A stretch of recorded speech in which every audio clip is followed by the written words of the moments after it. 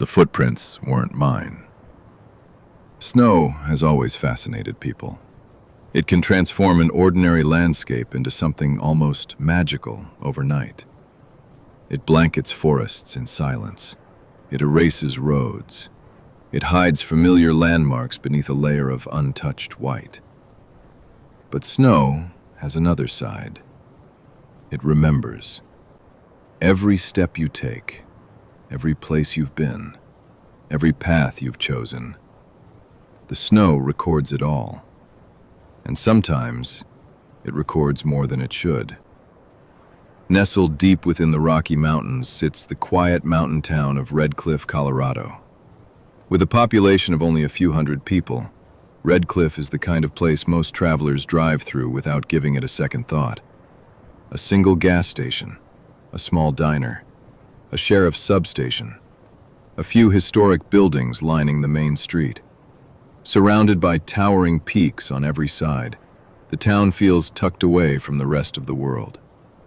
During the warmer months, hikers, campers, photographers, and fishermen pass through on their way into the surrounding wilderness. The White River National Forest stretches for hundreds of thousands of acres beyond the town, offering some of the most beautiful scenery in the entire state. But when winter arrives, everything changes. Snowstorms can bury roads in a matter of hours. Entire trails disappear beneath fresh powder. Temperatures plunge well below freezing. The forests become eerily quiet, beautiful, yet unforgiving. The people who live there understand something visitors often don't. The mountains always demand respect, because once a storm rolls in, the mountains decide when you're allowed to leave. Roughly 12 miles north of Red Cliff lies an old logging road. It isn't marked on most modern maps. Years ago, logging trucks rumbled through the forest every day, carrying massive pine trees down the mountain. Today, nature has almost completely reclaimed it. During the winter, the county no longer plows the road. After enough snowfall, it simply disappears beneath the snow. To anyone unfamiliar with the area, it looks like untouched wilderness. Hidden nearly 2 miles beyond the end of that forgotten road sits a weathered log cabin. Built sometime in the early 1950s, it overlooks a small, frozen meadow surrounded by towering pine trees. There are no neighboring homes, no streetlights, no passing traffic, no cell service. Only endless forest stretching toward the mountains. During the summer, the cabin feels peaceful. During the winter, it feels completely alone. For more than 40 years, that cabin belonged to Mason Keller's grandfather. Every winter, Mason spent part of his childhood there. His earliest memories were made inside those old log walls, learning to split firewood, building snow forts, fishing through frozen streams, watching snow quietly fall outside while the fireplace crackled late into the night. His grandfather loved the mountains. He always said the forest had its own language. Most people simply didn't know how to listen. Whenever they walked through fresh snow, his grandfather would stop every so often and point toward different tracks. Deer, foxes, coyotes, rabbits. Each one told a story. One afternoon, when Mason was about 10 years old, he asked how anyone could tell so much from a few footprints. His grandfather smiled. Kneeling beside a set of tracks, he brushed fresh snow away with one gloved hand. Snow remembers every traveler. Mason laughed. It's just footprints. His grandfather looked toward the silent forest. Most are. Then he quietly added, but not all of them. At the time, Mason thought it was just another one of his grandfather's old mountain sayings. He never asked what he meant. Years later, he would remember that conversation word for word. Life eventually carried Mason away from the mountains. Photography became his career. Assignments took him across the country. Months became years. The trips back to the cabin became less frequent. Then they stopped altogether. His grandfather grew older. The cabin remained empty through one winter after another. 3 weeks before New Year's, Mason received the phone call every family eventually dreads. His grandfather had passed away peacefully in his sleep. The funeral was small, quiet. Just family and a handful of lifelong friends from Redcliffe. When the attorney finished reading the will, Mason inherited the cabin. Along with it came 2 old brass keys and a folded note written in his grandfather's familiar handwriting. It contained only one sentence: "Thought you'd find your way back someday." Mason must have read those words a dozen times. He hadn't decided whether to keep the cabin or sell it. Before making that decision, he wanted to spend one last weekend there, sort through old photographs, pack away family belongings, clean the place up, say goodbye properly, then head home. It has a way of making you think you're alone. Before he could ask what she meant, she walked back toward the kitchen. By the time he paid the bill, the parking lot had nearly disappeared beneath fresh snow. Wind swept across the valley in long white ribbons. He climbed into the truck and started the engine. The outside temperature had dropped another 7 degrees. As he pulled away from the diner, flashing amber lights reflected through the windshield. A county snowplow had stopped sideways across a side street. Its driver leaned out the window and waved him down. Mason rolled his window halfway. "You headed north?" "I am." The driver pointed toward the mountains. "They're calling for whiteout conditions before sunset." "I'll make it." The driver shrugged. "Maybe." He lowered his voice. "If you get stuck..." "Stay with your truck." Mason nodded. "I will." The plow continued on its route, disappearing into the falling snow.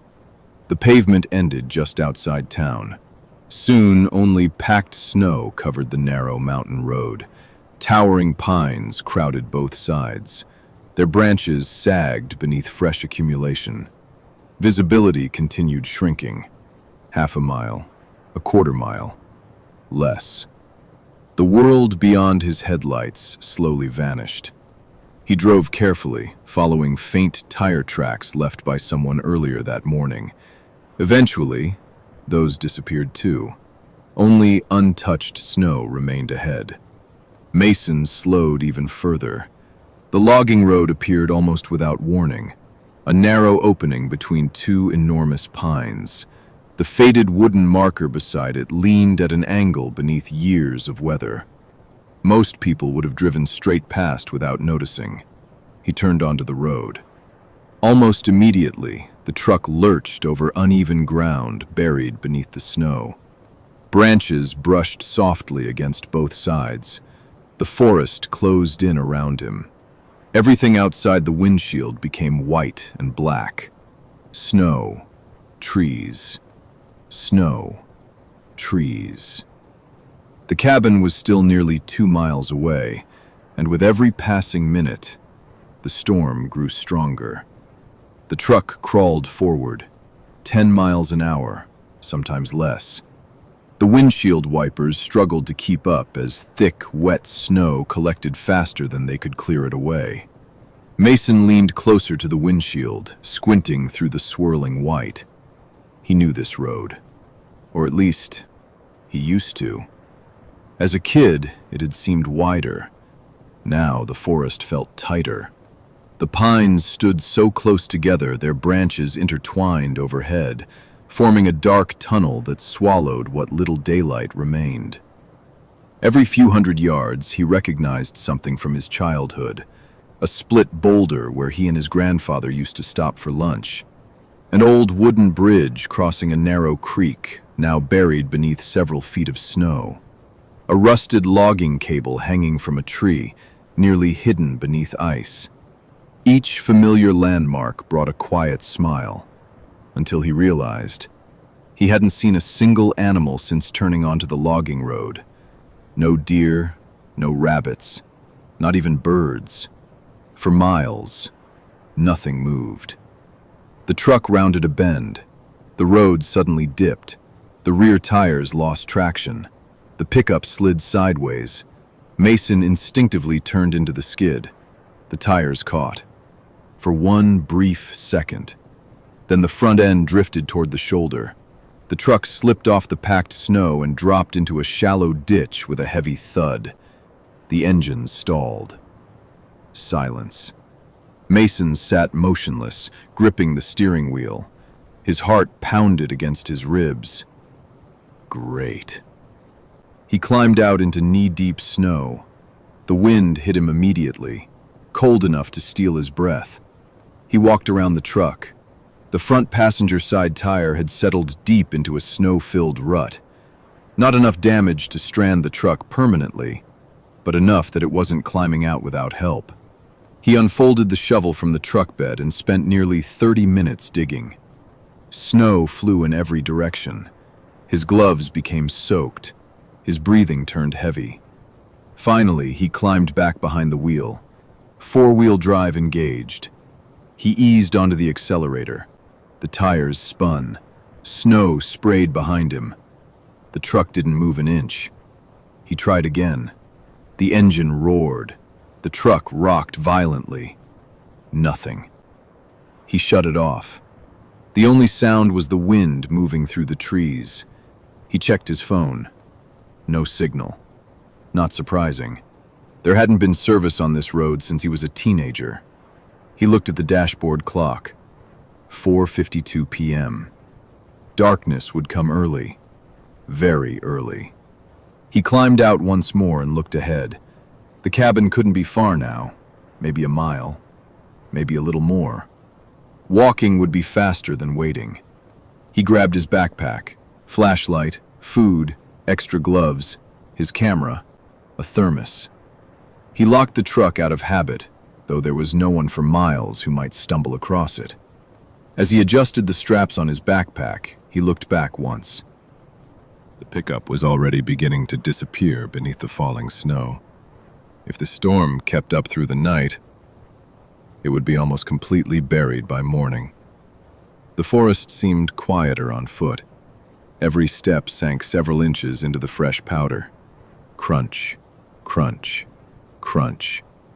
The rhythm was strangely calming. His flashlight remained clipped to his backpack. There was still enough daylight to see. For now. The wind carried the scent of pine and fresh snow. Cold burned inside his lungs with every breath. He smiled to himself. Despite the storm, despite the truck, it still felt good to be back. This place had always felt different from the rest of the world. Slower, simpler, almost untouched. Nearly 20 minutes later, he stopped. Something ahead caught his attention. The outline of the cabin slowly emerged through the falling snow. Its steep roof was already buried beneath a thick white blanket. Smoke no longer rose from the stone chimney. The wraparound porch was almost completely drifted over. The sight brought an unexpected wave of relief. Home. He hadn't called it that in years, yet somehow, the word felt right. The front steps creaked beneath his boots as he climbed onto the porch. The old brass key slid easily into the lock. For a moment it refused to turn. Then, click. The heavy wooden door slowly swung inward. The familiar scent of old cedar, stone, and fireplace ash drifted into the cold evening air. The cabin looked almost exactly as he remembered. A stone fireplace dominated one wall. An old leather couch sat facing it. Family photographs still rested on the mantel. His grandfather's favorite rocking chair remained beside the window. Even the faded plaid blanket was folded neatly over one arm. Dust covered nearly everything, but otherwise, time seemed to have stood still. Mason stepped inside, closed the door behind him. The wind disappeared instantly. For the first time since leaving town, he felt warm, safe. He set his backpack on the kitchen table and began opening curtains one by one. Outside, snow continued falling harder. By the time he reached the final window overlooking the meadow, the tracks he'd made walking from the road were already fading beneath fresh snow. Within another hour, they would be completely gone. He smiled. The mountains always reclaimed everything. He had forgotten that. The rest of the evening passed quietly. He unpacked supplies, started a fire in the old stone fireplace. The dry pine logs caught quickly. Soon the cabin filled with the comforting crackle of burning wood. He found himself smiling as memories returned. Board games on snowy nights, his grandfather reading old Western novels, the smell of hot chocolate, the sound of logs settling in the fire. For a little while, it didn't feel like a cabin he'd inherited. It felt like he'd simply come home for another winter visit. Outside, the storm intensified. Wind pushed against the cabin hard enough to make the walls creak. Snow tapped steadily against the windows. Branches scraped softly across the roof. Normal mountain sounds, familiar sounds, nothing unusual, until they stopped. Completely. The wind vanished. The scraping branches fell silent. Even the fire seemed quieter. Mason frowned. He looked toward the nearest window. The snowfall continued. Yet somehow, the world beyond the glass had become unnaturally still. Then, crunch. A single footstep, somewhere outside. He waited. Nothing. Maybe snow sliding from a branch. He returned to unpacking. Crunch. Another step. Closer this time. He slowly looked toward the front door. Silence. Then, crunch. A pause. Crunch. Another. Slow. Heavy. Methodical. The footsteps crossed the porch one step at a time. They stopped directly outside the front door. Mason held his breath. Without realizing it, he had stopped moving altogether. The cabin was silent. The fire crackled softly behind him. Outside, whoever or whatever had been walking was no longer moving. It was just standing there, on the other side of the door. Mason stood motionless. His eyes never left the front door. The old brass handle remained perfectly still. No shadow appeared beneath the crack. No knocking followed. Only silence. He waited. 10 seconds. 30. A full minute. Nothing. He slowly let out the breath he'd been holding. The fire popped loudly behind him. The sudden crack made him jump. He laughed quietly to himself. "You're tired." It had been a long drive, a stressful trip, a truck stuck in a ditch. His imagination was beginning to fill in the blanks. He grabbed the fireplace poker anyway, not because he expected someone to be outside, but because it somehow made him feel better. Slowly, he crossed the room. His boots barely made a sound against the old wooden floor. The closer he got to the door, the colder the air seemed to become. He stopped, rested one hand on the deadbolt, then unlocked it. The click echoed through the cabin. He pulled the door open. The porch was empty. Wind immediately rushed inside, carrying a swirl of snow across the floorboards. The flashlight hanging beside the door cast a pale beam across the porch. Nothing. No person, no animal, no movement. He stepped outside. Fresh snow covered nearly every inch of the porch. His own boot prints from earlier had almost disappeared. He swept the flashlight toward the woods. Only falling snow, towering pines, darkness. He shook his head. Old house. The wind must have carried a branch across the porch. That had to be it. Satisfied, he went back inside, locked the door, added another log to the fire. Within minutes, the warmth returned. Eventually, so did his confidence. By 10 o'clock, the storm had become impossible to ignore. Snow pounded against the windows. The cabin groaned beneath powerful gusts of wind. Mason unfolded an old road map across the kitchen table. The logging road, the frozen creek, the meadow. Everything looked exactly as he remembered. He traced tomorrow's plan with one finger. Drive back to the truck. Pull it out with the winch he'd noticed in the woodshed. Return before dark. Easy enough. He folded the map, finished his coffee, checked every window one last time. Nothing outside but white. He climbed the narrow staircase to the second floor. The bedroom overlooked the meadow through two large windows. As a child, he'd loved falling asleep watching snowstorms from that room. Tonight, it somehow felt different. He closed the curtains anyway, changed into warmer clothes, set his flashlight on the nightstand, then lay down. The mattress creaked beneath his weight. Outside, the wind howled once again. Within minutes, exhaustion finally overtook him. A loud crash jolted him awake. His eyes snapped open. Darkness. The fire downstairs had burned low.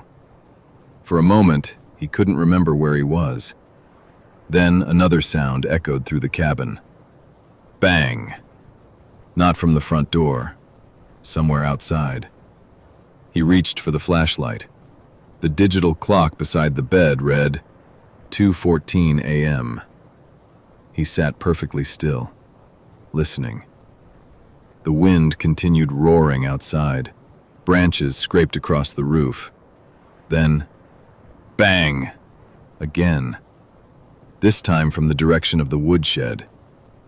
He quietly climbed out of bed. The old floorboards creaked beneath every step. Flashlight in one hand, fireplace poker in the other. He moved slowly toward the bedroom window. With 2 fingers, he pulled the curtain back just enough to look outside. The flashlight remained off. Moonlight reflected faintly across the fresh snow. The woodshed stood about 30 feet from the cabin. Its door swung gently in the wind, back and forth, back and forth. Every time it struck the frame, bang, bang, bang. Mason smiled despite himself. You've got to be kidding. He let the curtain fall closed. The mystery solved. The latch must have worked itself loose during the storm. He climbed back into bed. Within minutes, he was asleep again. Sunlight poured through the bedroom windows. The storm had finally weakened. The world outside looked almost unreal. Every tree sparkled beneath a fresh blanket of snow. The meadow had vanished beneath nearly 2 feet of powder. The mountains stood brilliantly white beneath a clear blue sky. For a moment, it looked like a postcard. Mason smiled. The previous night's nerves felt almost embarrassing now. He dressed quickly, pulled on his heavy boots, made fresh coffee, cooked a simple breakfast. By the time he finished eating, the cabin felt alive again. Warm, comfortable, exactly the way he remembered it. He slipped on his coat, picked up the shovel, planning to dig a path toward the woodshed before checking on the truck. He unlocked the front door, opened it, stepped onto the porch. The cold morning air hit him immediately. He took one more step, then stopped. The shovel slowly slipped from his hand. His coffee mug hit the porch with a dull thud. Hot coffee spread across the snow. He never noticed. His eyes remained fixed on the ground. There were 2 sets of footprints. One belonged to him. They led from the porch toward the logging road, exactly where he had walked the evening before. The second set walked perfectly beside his. Every step, the exact same pace, the exact same stride length. Whoever or whatever had made them had stayed shoulder to shoulder with him all the way from the road to the cabin. Mason's pulse quickened. He stepped off the porch and followed them with his eyes. They continued side by side for nearly a mile before disappearing over the small rise toward the logging road. He turned slowly. The tracks came all the way back to the porch, both sets. They ended together at the bottom step. There were no footprints leading away. None around the cabin. None back toward the woods. Just two trails, beginning somewhere beyond the hill, ending at his front door. Mason stared at them for what felt like an eternity. Finally, almost under his breath, he whispered, "That's impossible." A cold gust of wind swept across the clearing. Snow drifted over the footprints, but instead of covering them, it seemed to settle neatly around them, as if the mountain itself refused to erase them. Mason forced himself to look away. There had to be an explanation. Someone had walked with him, maybe another hunter, a hiker caught in the storm, someone who had seen him struggling with the truck and followed from a distance. It didn't explain why they hadn't knocked, or why they hadn't spoken, or why the tracks ended at the porch. But it was better than believing the alternative. He stepped carefully off the porch, making sure not to disturb either trail. The snow was still soft enough to preserve every detail. He crouched beside the second set. They weren't boot prints. At least, not any boot he'd ever seen. There was no tread, no manufacturer logo, no deep heel pattern. Just smooth impressions shaped like the bottom of a heavy boot, almost featureless. He brushed away a little snow around one print. The edge remained perfectly sharp. It hadn't drifted overnight. He frowned. The wind had been strong enough to bury half his truck. These tracks should have softened hours ago. Instead, they looked as though they'd been made only moments earlier. He pulled his phone from his pocket. No signal. That didn't matter. He opened the camera. One photograph, then another. A close-up, a wider shot. The two trails stretching toward the road. He even placed his gloved hand beside one print for scale. Satisfied, he slipped the phone back into his pocket. At least he had proof. The woodshed stood about 30 feet from the cabin. Its door still rocked gently in the breeze. Bang. Bang. He walked over and lifted the simple iron latch. It had rusted almost completely through. No wonder. He replaced it with a spare hook he found hanging inside. The shed smelled of old pine and gasoline. Axes lined one wall. A rusted chainsaw sat beneath a workbench. Fishing poles leaned in one corner, exactly where his grandfather had always kept them. Everything looked untouched. Then he noticed something else. The snow outside the shed. He stepped into the doorway. His own footprints crossed the clearing from the cabin. The second trail followed beside them. But here, something changed. The smooth prints didn't stop. They continued around the back of the shed. Mason hesitated. He wasn't sure why. The back of the woodshed wasn't hidden.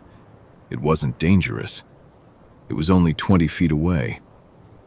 Still, his stomach tightened. He rounded the corner. Nothing. Just stacked firewood buried beneath fresh snow. The second trail continued past the shed, toward the tree line. Then stopped. Not faded. Stopped. The final pair of prints sat less than 6 feet from the first row of pines. Beyond them, untouched snow stretched beneath the trees. There were no return tracks, no deeper impressions, no sign that anyone had turned around. It was as though whoever made them had simply ceased to exist. Mason stared into the forest. The pines stood silent beneath their heavy coats of snow. The branches barely moved. He suddenly became aware of how quiet everything was. No birds, no squirrels, no distant wind. Nothing. His own breathing sounded strangely loud. Then, a pine cone struck the ground somewhere deep in the woods. The sharp crack echoed through the silence. Mason flinched so hard he nearly lost his balance. He laughed nervously. Get it together. He turned away from the trees and walked back toward the cabin. For reasons he couldn't explain, he didn't look over his shoulder. Inside, he spread the photographs across the kitchen table. He zoomed in on the first image.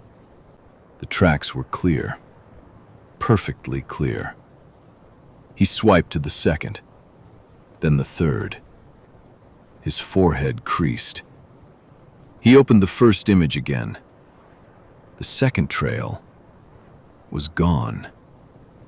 He blinked, opened another photograph. Only his own footprints remained. He quickly checked every picture he'd taken. Not one showed the second trail. Only his own tracks leading from the road to the porch. He looked out the kitchen window. The second trail was still there. He looked back at the phone. Gone. His pulse quickened. He walked outside. The prints remained exactly where he'd left them. He raised the phone again, lined up the shot, pressed the shutter. The image appeared instantly. One trail. He lowered the phone. 2 trails. Raised it again. 1. Lowered it. 2. A cold sensation crawled slowly up the back of his neck. For the first time since arriving, he no longer felt like he was trying to solve a mystery. He felt like the mountain was showing him something that refused to be recorded. The truck. He needed to get back to the truck. If he could dig it out, he could drive back into Redcliffe and laugh about all of this over a cup of coffee. He packed another thermos, filled his backpack with water and food, checked the revolver his grandfather had always kept in the cabin. Loaded. He slid it into his coat, not because he expected to use it, just because it felt foolish not to carry it. Before leaving, he glanced one last time through the front window. The second trail still waited outside. Patient, silent, unchanged. Mason opened the door. The cold rushed in. He stepped carefully onto the porch. His boot settled into yesterday's print. Then, something caught his eye. He froze. His footprint still led toward the road. The second trail still walked beside them. But now, they weren't perfectly side by side anymore. The unknown prints had shifted, just a few inches, closer to his own, as if whatever had walked beside him yesterday didn't need as much distance today. Mason stared at the tracks for several long seconds. No, he shook his head. They were side by side. He was certain of it. He could still picture them exactly as they'd looked only a few minutes earlier. Perfectly parallel, perfectly even. Now, the second trail had drifted closer. Not much, only a few inches. Close enough that, if someone had actually been walking beside him, their shoulders might have brushed. He crouched beside the nearest impression. The snow around it remained untouched. No drag marks, no signs that wind had reshaped it. The print itself hadn't slid through the snow. It had simply always been there, or at least, it looked that way. Mason rubbed his temples. You're overthinking this. There had to be a logical explanation. Snow settled, light changed, perspective changed. That had to be it. He stood, adjusted the straps on his backpack, locked the cabin, then started walking toward the logging road. He deliberately kept his eyes straight ahead. He refused to look at the second trail again. The forest was brighter than it had been the day before. Fresh snow reflected sunlight in every direction. The air smelled clean, cold, sharp. Each breath filled his lungs like ice. Crunch, crunch, crunch. His boots pressed into untouched powder. The familiar rhythm slowly calmed him. About 15 minutes later, the road came into view, or rather, where the road should have been. Nearly 3 feet of fresh snow had buried it. His truck sat exactly where he'd left it. Only the roof, the mirrors, and the top edge of the windshield remained visible. Everything else had disappeared beneath a white mound. So much for an easy morning. He laughed quietly. The sound felt strangely out of place. It vanished almost immediately into the stillness. He spent the next hour digging. Snow flew from the shovel. His shoulders burned. His gloves became soaked despite the freezing air. Eventually, he uncovered the driver's side door.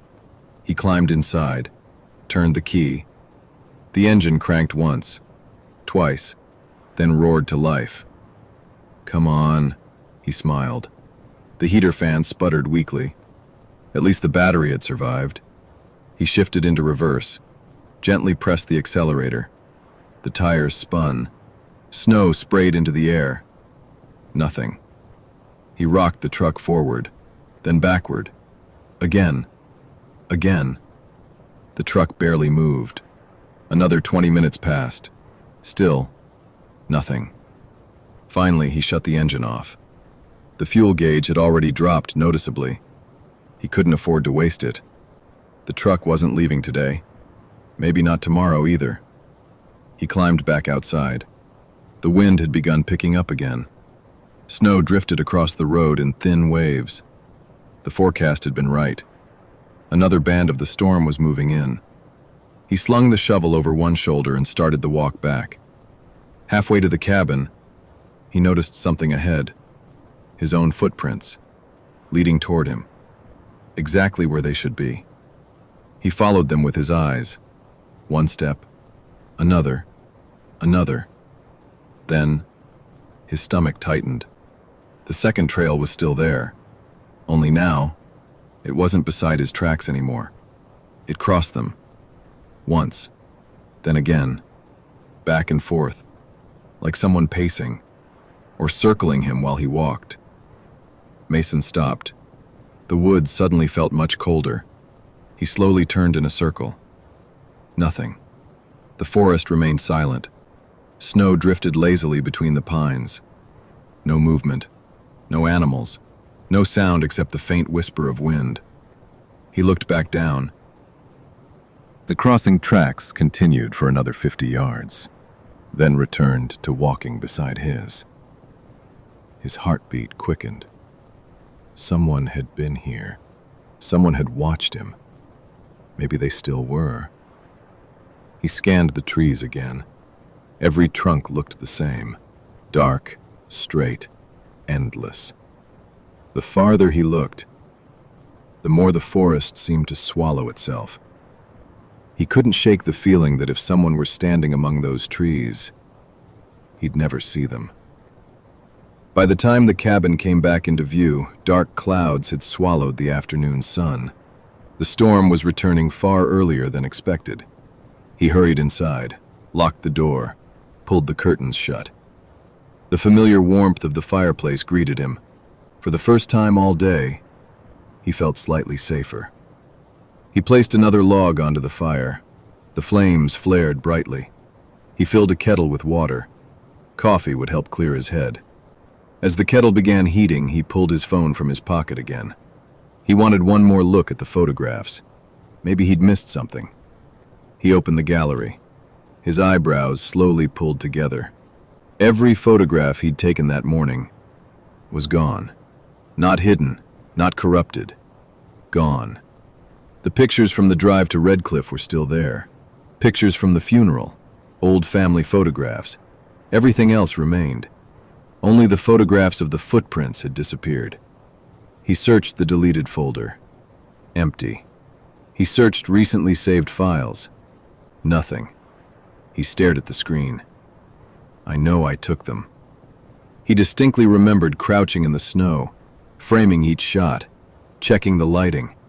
He had spent nearly 5 minutes photographing those tracks. Now there wasn't a single image. A shrill whistle broke the silence. The kettle.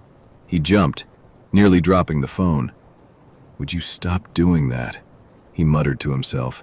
His nerves were beginning to fray. He poured the coffee, wrapped both hands around the warm mug, took a slow sip, then froze. Something had changed. The cabin had gone quiet again. Not ordinary quiet, complete quiet. The fire still burned, but he couldn't hear it. The wind had stopped. The kettle no longer hissed. Even the old clock mounted above the fireplace. Its second hand wasn't moving. Tick, tick, tick. It had been making that sound all morning. Now, nothing. The silence pressed against his ears until it almost hurt. Then, from somewhere above him, a single, slow creak. The sound came from the second floor, directly above the bedroom. Mason looked toward the staircase. The cabin settled sometimes. Old wood expanded, contracted. His grandfather had told him that 100 times. He knew every explanation. He believed every one of them, until another creak echoed overhead. This one sounded exactly like someone shifting their weight across an old wooden floor. Mason remained perfectly still. His eyes never left the staircase. The second floor disappeared into darkness beyond the landing. Nothing moved. Nothing made another sound. The silence was so complete he could hear his own heartbeat. Slow, heavy, steady. He looked toward the fireplace. The flames still danced. They should have been crackling. They weren't. The old clock above the mantel remained frozen. Its second hand sat between the 12 and the 1, unmoving. Mason slowly reached into his coat, his fingers wrapped around the grip of the revolver. He wasn't afraid of ghosts. He wasn't even convinced someone was upstairs. But someone breaking into an isolated cabin? That he could believe. He drew the revolver, checked the cylinder out of habit. 6 rounds. He picked up the flashlight from the kitchen counter. Its beam cut through the dim cabin. The staircase groaned beneath his first step, then another. Every creak seemed louder than it should have. Halfway up, he stopped, listened. Nothing. He climbed the remaining steps. The hallway stretched ahead. 3 doors. One to the bedroom, one to a small storage room, one to the attic. All 3 were closed, exactly the way he'd left them. He swept the flashlight slowly across the hallway. Old family photographs lined the wall. A narrow runner rug stretched toward the bedroom. Everything looked untouched. Then, the beam landed on something white, near the bedroom door. Mason frowned. He took one cautious step closer. Another. His pulse began to race. There, pressed into the dust that had settled across the old hardwood floor, was a footprint. Not mud, not water, snow. A single footprint, perfectly preserved. He stared at it. The edges were sharp. Tiny crystals still sparkled inside the impression, as if someone had stepped there only seconds earlier. He looked farther down the hallway. Nothing. Only one print. He slowly turned the flashlight toward the staircase behind him. His own boots had left damp marks on the wood. The snowy footprint wasn't his.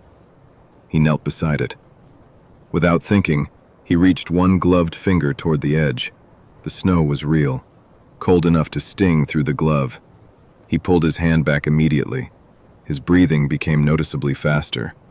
"No," he whispered. "That's impossible." The footprint should have melted. The upstairs was warm. The fireplace had been burning for hours. Yet the snow remained frozen, untouched, as if the floor itself were ice. He slowly stood, The flashlight drifted toward the bedroom door, then toward the storage room, finally, the attic door. It sat at the very end of the hallway. A thick layer of dust covered the frame. The brass handle looked almost black with age. His grandfather rarely went up there, neither had Mason. He remembered being told as a child to stay out of the attic, not because it was dangerous. His grandfather had simply laughed and said, "Too much junk." Mason suddenly wasn't sure that had been the real reason. He stepped toward the attic door. Each floorboard groaned softly beneath his boots. The snowy footprint remained behind him, alone, waiting in the middle of the hallway. When he reached the attic door, he paused. The handle felt colder than the surrounding wood, much colder. He wrapped his hand around it, turned. The latch clicked. He pulled. The door opened only a few inches before stopping. Something blocked it from the inside. He frowned. Maybe an old box had shifted. He pushed harder. The door moved another inch. Wood scraped against wood, then stopped again. He sighed. Probably one of Grandpa's old storage bins. He shined the flashlight through the narrow opening. The beam illuminated old rafters, dust, cardboard boxes, a rolled-up carpet. Nothing unusual. No person, no movement. Just decades of forgotten belongings. He pushed once more, this time with his shoulder. The object behind the door slid across the floor. The opening widened enough for him to squeeze through. Cold air immediately surrounded him, far colder than the rest of the cabin. His flashlight beam swept slowly across the attic. Old furniture sat beneath white sheets, fishing gear, crates filled with books, Christmas decorations. Everything exactly where his grandfather had left it. Everything, except the far corner. The dust there had been disturbed. Not recently, very recently. Someone had walked through it. Mason followed the beam downward. There, crossing the attic floor, was a trail of footprints. Not dusty impressions. Snow. Fresh snow. They entered from the small attic window overlooking the forest, crossed the entire attic, and stopped, directly behind where he was standing. His mouth went dry. He turned slowly. Nothing. The flashlight revealed only old boxes stacked against the wall. He looked back toward the tracks. They hadn't changed. He counted them. 1, 2, 3, 4, 5, 6. Only 6 prints. No trail leading back. No return path. Just 6 footprints entering from the window, ending behind him. A sudden gust slammed into the side of the cabin. The entire structure shuddered. Mason jumped. The flashlight beam jerked wildly across the attic. Something metallic clanged somewhere below. The wind. Just the wind. He took one slow breath, then another. His pulse gradually settled. He looked back toward the snowy prints one last time. They were gone. The attic floor was covered only in dust, perfectly smooth, as though nothing had ever disturbed it. Mason didn't remember deciding to leave. One moment he was standing in the attic. The next, he was halfway down the staircase, his breathing ragged, his grip so tight on the revolver that his knuckles ached. He slammed the attic door shut behind him, locked it, then stood there listening. The silence had returned. The clock downstairs began ticking again. The fire crackled. The wind howled outside. Everything sounded normal, almost. Then, from somewhere outside the cabin, slowly, methodically, he heard footsteps in the snow. Crunch. A long pause. Crunch. Another pause. Crunch. They weren't approaching the front door. They were moving along the outside wall, circling the cabin. Mason didn't move. The footsteps continued. Crunch. A pause. Crunch. They traveled slowly beneath the bedroom window. He could picture them without even looking. One deliberate step. Another. Never hurried. Never stumbling through the deep snow. Just a slow, measured pace. The sound reached the corner of the cabin. Stopped. Silence. Mason waited. His eyes remained fixed on the nearest window. Nothing appeared. No shadow crossed the curtains. No hand touched the glass. No face looked in. Another minute passed. Still nothing. Finally, he exhaled. Maybe it had been a deer. The snow could make almost anything sound heavier than it really was. He wanted to believe that. He desperately wanted to believe that. He walked to the kitchen, poured another cup of coffee. The mug trembled slightly in his hand. He told himself it was because he was cold, not because he was frightened.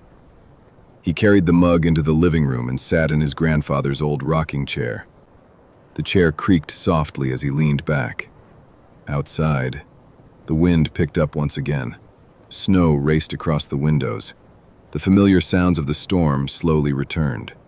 For several minutes, everything felt almost normal. Then something caught his attention. One of the curtains. It was moving, only slightly, back and forth. He frowned. None of the windows were open. He stood, walked across the room. The curtain moved again, almost as though someone had brushed against the other side of it. He reached forward, pulled it aside. Nothing. Only the frozen meadow disappearing into blowing snow. He let out a quiet laugh. You need sleep. He was exhausted, the kind of exhaustion that made ordinary things seem unusual. He started to close the curtain, then stopped. His eyes settled on the snow beneath the window. Fresh footprints. His pulse jumped. The second trail had changed again. It no longer stopped at the front porch. Now it continued along the side of the cabin, directly beneath the living room window. He followed the line with his eyes. The impressions curved around the corner of the cabin, exactly where he'd heard the footsteps moments earlier. Without thinking, he hurried to the next window. The tracks continued. He crossed to the kitchen window. Still there. Another window. Still there. He moved faster, practically running from one room to the next. Every window revealed another section of the trail. It circled the entire cabin. When he reached the front door again, the second trail ended exactly where it had begun, at the bottom step. One complete circle. He looked down at his own footprints leading toward the woodshed earlier that day. The unknown trail crossed over them several times, as if whoever made it hadn't cared where Mason had walked, only where Mason was. A loud burst of static exploded from somewhere behind him. Mason spun around. The old CB radio sitting on a shelf near the fireplace had come to life. Its speaker hissed violently. He stared. He hadn't touched it since arriving. As a kid, his grandfather had used it to talk with other cabins during storms. Most of those cabins had long since been abandoned. The static crackled louder. Then, for just a fraction of a second, a voice. Hello? It was so faint Mason wasn't sure he'd heard it. He rushed across the room, picked up the microphone. This is Mason Keller. If anyone can hear me, respond. Only static answered. He tried again. This is the Keller cabin. Does anyone copy? Nothing. Then, the speaker hissed once more. A voice broke through. Weak, distorted, almost impossible to understand. Leave. More static. Don't. Silence.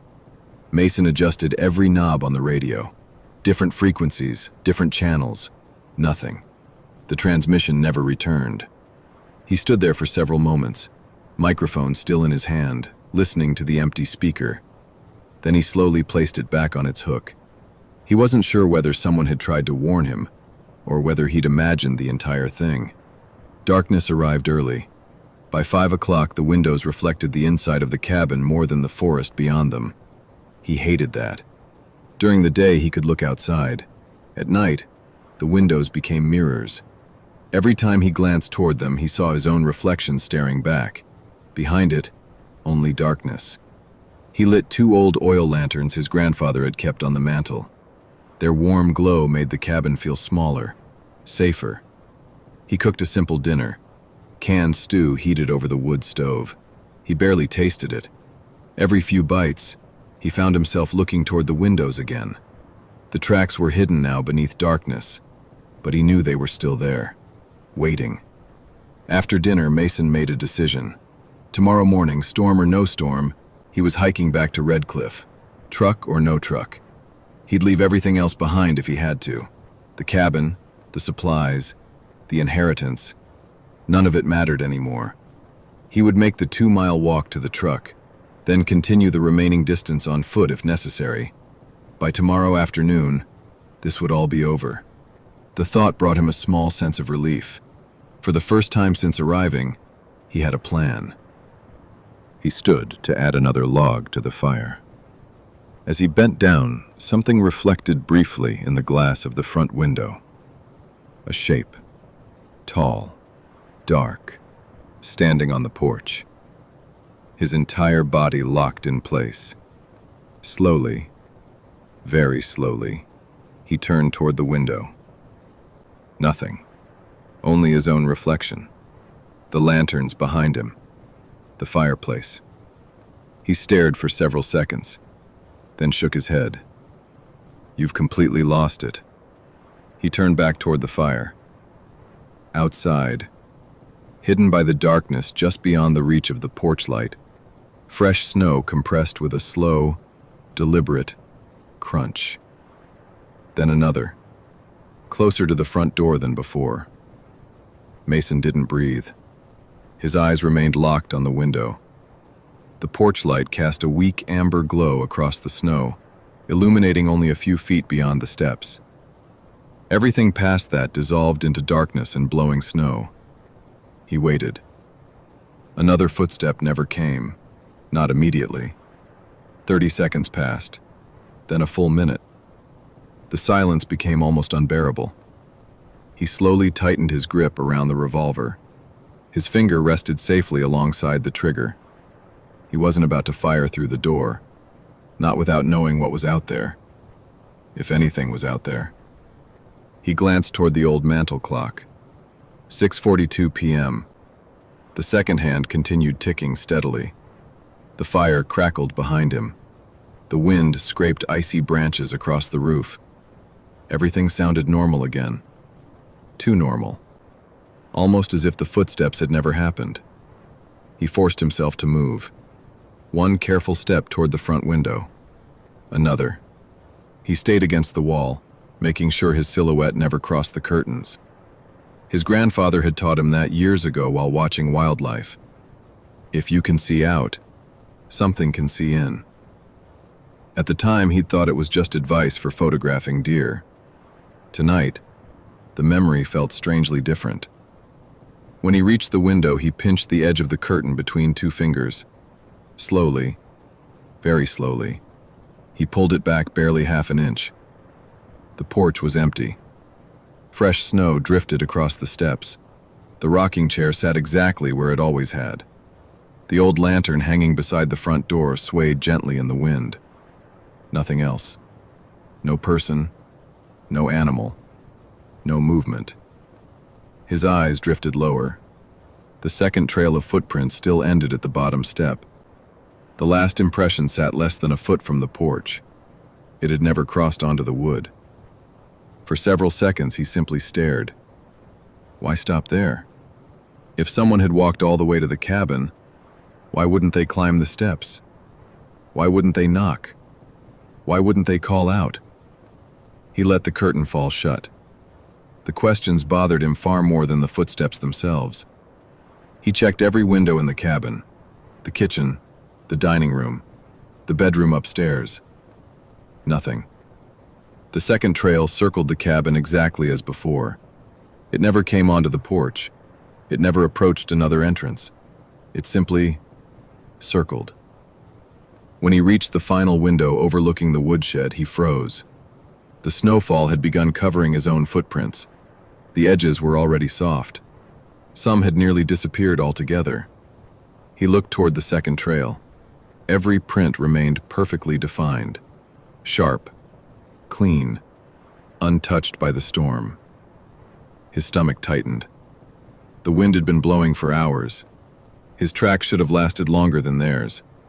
Instead, only his were fading. He unlocked the back door, stepped carefully onto the narrow porch. Snow immediately blew against his face. He walked toward the nearest unknown footprint. Kneeling beside it, he brushed loose snow away with his glove. The print remained exactly the same depth, exactly the same shape. Not a single flake had settled inside it. The surrounding snow had accumulated nearly 2 inches. Inside the footprint, nothing. It was as though the snowfall simply refused to touch it. Mason stared in disbelief. He scooped a handful of fresh snow from the porch railing, held it above the print, then slowly opened his hand. The snow fell. Most of it landed around the impression. Only a few flakes drifted toward the center.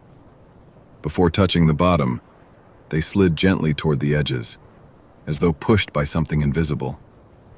His heartbeat quickened. "No," he whispered. He tried again. Another handful. The same thing happened. The flakes refused to settle inside the print. Every instinct told him to go back into the cabin. Instead, he reached one bare finger toward the center of the impression. The moment his fingertip crossed into it, a sharp sting shot through his hand. Not cold, pressure, like pressing against solid ice. He jerked his hand back immediately. His finger tingled. He looked down. The snow inside the print remained completely undisturbed. For several long seconds, neither Mason nor the forest made a sound. Then, somewhere far behind him, deep within the trees, a branch snapped. Not the sharp crack of wood breaking beneath snow, a deliberate step, heavy, close enough that it echoed clearly through the forest. Mason slowly stood. He didn't turn around. Every instinct screamed at him to look. Instead, he backed toward the porch, one careful step at a time. The revolver remained pointed toward the tree line. His boots climbed the steps. He reached the door. His free hand found the handle. The branch never snapped again. The forest remained silent. He stepped inside, locked the door, then leaned against it, listening. Nothing. He waited another minute before finally walking to the nearest window. He looked toward the exact spot where he'd heard the sound. The trees stood perfectly still. The falling snow made it impossible to see more than 20 yards into the forest. He was about to turn away when something caught his eye. Near the edge of the trees, half hidden behind a thick pine, a small section of bark was missing. Fresh wood showed beneath it, almost as though someone had been standing there, with one hand resting against the trunk, watching the cabin. Mason narrowed his eyes. The flashlight beam couldn't quite reach the tree. It stopped several feet short, swallowed by the falling snow. He stood there for nearly a minute, waiting for something to move. Nothing did. The forest remained perfectly still. He tried convincing himself it had always looked that way. Maybe the bark had peeled away during the storm. Maybe a deer had rubbed its antlers against the trunk. There were plenty of reasonable explanations. He repeated each one in his head. None of them sounded convincing anymore. Slowly, he let the curtain fall shut. He wasn't hungry, but he forced himself to eat. His grandfather had always said that people made poor decisions when they were cold, tired, or hungry. Mason wasn't about to let that happen. He heated another can of stew, ate it standing in the kitchen, barely tasting any of it. Every few bites, he caught himself glancing toward the windows, not because he expected to see someone, because he expected to hear those footsteps again. He never did. The storm strengthened after sunset. Wind rattled the cabin hard enough to make the old windows vibrate inside their frames. Snow collected against the porch railing until only the top boards remained visible. Mason walked from room to room, checking every latch, every window, every lock. He stopped at the back door. Something about it bothered him. It looked different. He couldn't explain why. He grabbed the flashlight and shined it through the small window. The beam illuminated the back porch. Snow had drifted almost halfway up the railing. His own footprints from earlier were barely visible now. The second trail remained as clear as ever. It still circled the cabin, still ended beneath the bedroom window, still looked as though it had been made only seconds ago. He watched it for another moment, then switched the flashlight off. By 9 o'clock, the fire had burned low again. Mason added another log. The flames flared brightly. Warmth slowly filled the room. He carried another armful of wood inside from the rack beside the fireplace, enough to last until morning. As he stacked the last piece, the lights flickered. Once, twice. Then everything went dark. The cabin fell silent. Only the fire continued glowing inside the stone fireplace. Orange embers cast long shadows across the walls. Mason looked toward the ceiling. Generator. He grabbed the flashlight. The backup generator sat inside a small shed connected to the side of the cabin by a narrow, covered walkway. His grandfather had built it years ago for storms exactly like this. It had always been reliable. He slipped on his coat, pulled on fresh gloves, unlatched the side door. The cold hit him immediately. Snow whipped through the opening. He stepped beneath the covered walkway. The generator shed sat only 15 feet away, its outline barely visible through the snowfall. He reached it in seconds, unlocked the small wooden door. The flashlight beam swept across the cramped interior. Fuel cans, tools, extension cords, the generator. Everything appeared normal. He knelt beside the machine, checked the fuel valve. Full. Oil level. Good. Battery connection. Secure. He pressed the starter. Nothing. He tried again. Silence. No click. No crank. Nothing. He frowned. The battery had been replaced less than 2 years ago. He disconnected the terminals, cleaned them, reconnected them, pressed the starter again. Still nothing. It was as though the machine wasn't connected to anything at all. A sudden gust slammed the shed door shut behind him. The bang echoed so loudly he struck his head on the shelf above him. He spun around.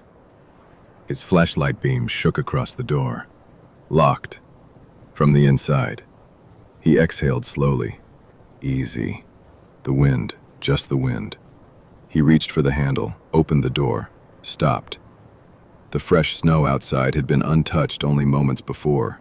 Now, there was a trail of footprints leading away from the shed, not toward it, away. He stared. They began less than 3 feet from the doorway, as if whoever had made them had been standing just outside while he worked on the generator, watching. The trail crossed the clearing, past the woodshed, then disappeared into the darkness between the pines. Mason slowly stepped out into the snow. He raised the flashlight. The beam followed the tracks to the edge of the trees, then stopped. The prints ended. Not faded, not covered, ended. The final pair rested side by side in untouched snow. Beyond them, nothing. No continuation, no return. Just smooth white ground stretching into the forest. A chill ran through him that had nothing to do with the temperature. He lowered the flashlight. His own boots had left a clear trail from the cabin to the generator shed. The unknown tracks had never crossed his. They had appeared after he walked past, somehow, without a single sound. Mason looked back toward the cabin. Warm light from the fireplace flickered through the living room windows. For the first time since arriving, it didn't feel like home anymore. It felt like the only place keeping the darkness at bay. He started back toward it. Halfway across the clearing, he heard it. Not behind him, not ahead of him, beside him. Crunch. He stopped instantly. Silence. He looked down. There, pressed into the fresh snow less than 2 feet from his left boot, a single new footprint had appeared. It hadn't been there a second earlier. Mason stared at it. His flashlight beam never left the impression. The snow around it sparkled beneath the light, fresh, undisturbed. There was no sign that anyone had stepped there. No approaching trail, no departing trail. Just one impossibly smooth footprint sitting in the middle of untouched snow. His mouth went dry. Slowly, very slowly, he lifted the flashlight and swept it across the clearing, the woodshed, the porch, the tree line. Nothing. Every shadow remained exactly where it should have been. He lowered the beam again. The lone footprint was still there. He looked at his own boots, then back at the print. Less than 2 feet separated them. For one brief moment he considered placing his own foot beside it, comparing the size, the shape. Instead, he backed away. One careful step, then another. He never turned his back on it. When he reached the porch, he climbed the steps almost without realizing it. The front door slammed shut behind him. The deadbolt clicked into place. Only then did he allow himself to breathe. The fire had nearly burned down to glowing coals. Mason knelt and added another log. The flames slowly climbed back to life. He rubbed both hands together. His gloves were damp. His palms were shaking. He wasn't cold anymore. He was frightened. And that realization bothered him more than anything he'd seen outside. He had spent years photographing wildlife in places where bears, mountain lions, and wolves all lived. He'd slept alone in forests far more remote than this one. Fear had never followed him home. Until now. He walked into the bathroom, splashed cold water across his face. The man staring back from the mirror looked exhausted. Dark circles had already begun forming beneath his eyes. He hadn't slept more than a few hours since arriving. He dried his face, looked down at the sink, then froze. A single snowflake rested on the porcelain. He frowned. Another landed beside it, then another. Mason slowly looked upward. The ceiling was dry. No leaks, no cracks, nothing that could explain it. The flakes continued drifting downward, lazy, silent. Each one disappeared the instant it touched the sink. Within seconds, they stopped. He stepped backward out of the bathroom, looked back inside. Nothing. The room appeared perfectly normal again. He walked into the living room. The cabin suddenly felt much smaller than it had that morning. The walls seemed closer, the windows darker. He reached for the old CB radio again, turned every dial. Static. He tried another channel. More static. Then, a voice. Clearer than before. "Hello?" Mason grabbed the microphone. "This is Mason Keller. I'm 12 miles north of Redcliffe. If anyone can hear me, answer." A long burst of static filled the speaker. Then, "Don't." Another burst. "Follow." The transmission broke apart. Mason pressed the microphone closer. "Don't follow what?" Nothing. He waited. The speaker remained silent. Then, without warning, the radio emitted a loud burst of feedback, so loud it forced him to pull away. The speaker went dead. No static, no hum, nothing. It had completely lost power. The cabin settled with a long groan. Mason looked toward the windows. Snow now covered nearly the entire lower half of the glass. The drifts were getting higher. He walked to the front door, opened it only an inch. The wind immediately shoved against it. Snow poured through the opening. He looked outside. The porch steps had disappeared. Only the top railing remained visible. The clearing beyond had become an endless white blur. He quickly shut the door again. By morning, the cabin might be buried. He glanced toward the kitchen. His backpack still sat beside the table, already packed. Food, water, extra batteries, compass, everything ready. At first light, he was leaving. No matter how deep the snow became, no matter how long the walk back to Redcliffe took, he wasn't spending another night here. He checked his watch. 10:17 p.m. Too many hours until sunrise. He sighed, then reached into his backpack, pulling out an old leather journal. His grandfather's handwriting filled nearly every page. Fishing spots, weather notes, sketches of the surrounding mountains, maintenance lists. Mason smiled faintly. Reading it helped. It reminded him why he'd loved this place. He turned another page. Another. Then, a folded piece of paper slipped onto the floor. He didn't remember seeing it before. He unfolded it carefully. It wasn't a letter. It wasn't a map. It was a single sheet torn from a notebook.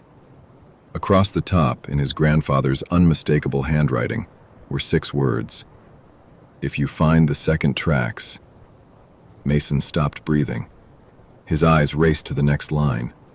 The handwriting became shakier, as though it had been written in a hurry.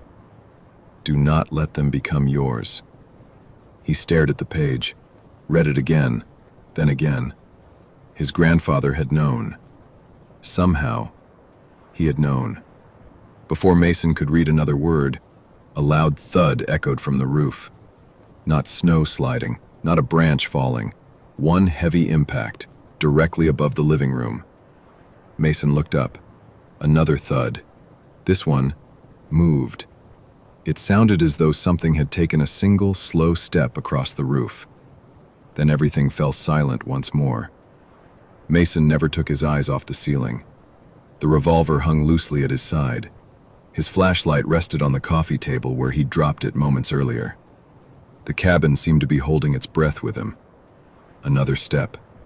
Thump. Not heavy enough to shake the house, just enough for the old rafters to complain. It crossed slowly above the living room. Then another. Thump. A few feet farther. Mason's eyes followed the sound instinctively. Whatever was on the roof was moving toward the back of the cabin. He counted the steps. 1. A long pause. Another. Another. Each one perfectly spaced apart, like someone taking their time. He quietly moved toward the fireplace. The stone chimney rose through the center of the cabin. If it was an animal, it would eventually reach the peak of the roof. He waited. The footsteps stopped directly overhead. For nearly 30 seconds, nothing. Then came a sound Mason had never heard before. A long, slow scratch. Wood against something hard. It dragged across the roof only a few feet above him. Not clawing, not tearing, almost feeling its way across the shingles. The scratching continued for several seconds, then abruptly stopped. Mason swallowed hard. Without thinking, he looked toward the fireplace, the chimney. If something was on the roof, it could be looking down. He immediately shook the thought away. "You're letting this place get to you." He said it aloud this time. The sound of his own voice helped. Only a little. The rest of the night passed without another noise. Eventually, exhaustion overcame fear. Sometime after midnight, Mason drifted into an uneasy sleep in the old rocking chair beside the fire. He woke to sunlight, bright, blinding. For a moment, he didn't remember where he was. Then he looked toward the windows. The storm had passed. Blue sky stretched above the treetops. Fresh snow sparkled across the clearing. He checked his watch. 7:31 a.m. Later than he'd intended. He stood immediately. Today he was leaving. No excuses, no delays. He folded his grandfather's note and slipped it carefully into his jacket pocket, then shouldered his backpack. The fire had almost gone out. He didn't bother feeding it. He wouldn't be coming back. When he opened the front door, the cold struck him like a wall. Nearly 4 feet of fresh snow covered the clearing. The porch railing barely rose above the drifts. His truck would be buried completely now. He took a deep breath, stepped off the porch, stopped. Every footprint from the day before was gone. His trail to the woodshed, gone. His trail to the generator, gone. His trail toward the logging road, gone. The wind had erased every one of them, except one, the second trail. It remained exactly where it had always been. Every impression perfectly sharp, perfectly clean. It no longer circled the cabin. Now, it stretched away from the porch in a perfectly straight line, leading toward the forest. Mason frowned. No. He slowly turned. The trail he'd planned to follow back toward the road had vanished beneath untouched snow. There was no way to tell where the logging road had been. The only visible trail anywhere in the clearing belonged to the unknown footprints. His pulse quickened. He pulled the compass from his backpack. The needle spun wildly. Once, twice, 3 full revolutions, then stopped, pointing directly toward the mysterious trail. He tapped the glass. The needle didn't move. He turned his body 90 degrees. The needle still pointed toward the footprints. He turned again. The same result. The compass wasn't pointing north anymore. It was pointing at them. A cold sensation settled in his stomach. He shoved the compass back into his pocket. "No," he whispered. "I'm not following you." He picked a direction based on memory. The sun should have been over his right shoulder if he was heading toward the logging road. He took one step into the untouched snow, then another. The drifts reached almost to his thighs. Progress was painfully slow. After nearly 20 minutes of struggling through deep powder, he stopped to catch his breath. The forest around him looked unfamiliar. Every pine tree wore the same blanket of snow. Every ridge looked identical.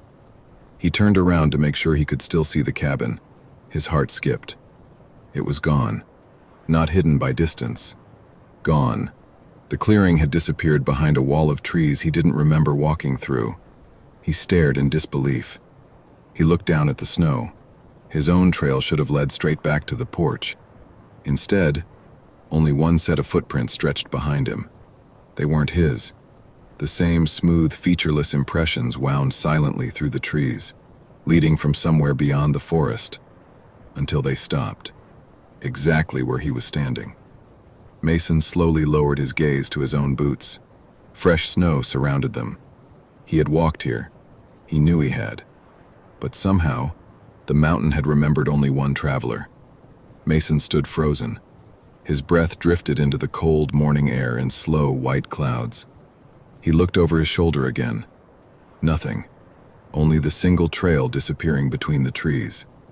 He looked down at his own boots. They were buried halfway into the snow. He had walked here. He had felt every exhausting step. Yet there wasn't a single print beneath him. Only untouched snow. His pulse hammered in his ears. "This isn't real." He said the words aloud. Hearing his own voice helped. Just enough to move. He took one careful step backward. His boot sank deep into the powder. He immediately looked down. Nothing.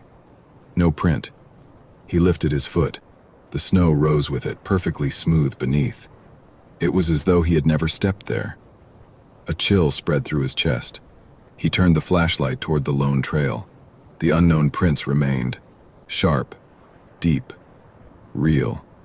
He crouched beside the nearest one, pressed 2 fingers into it. The snow compressed beneath his glove. Solid. Cold. Real. He reached over and pressed his hand into untouched snow beside it. His palm left a perfect impression. He stood, took 2 more steps, looked back. His handprint remained.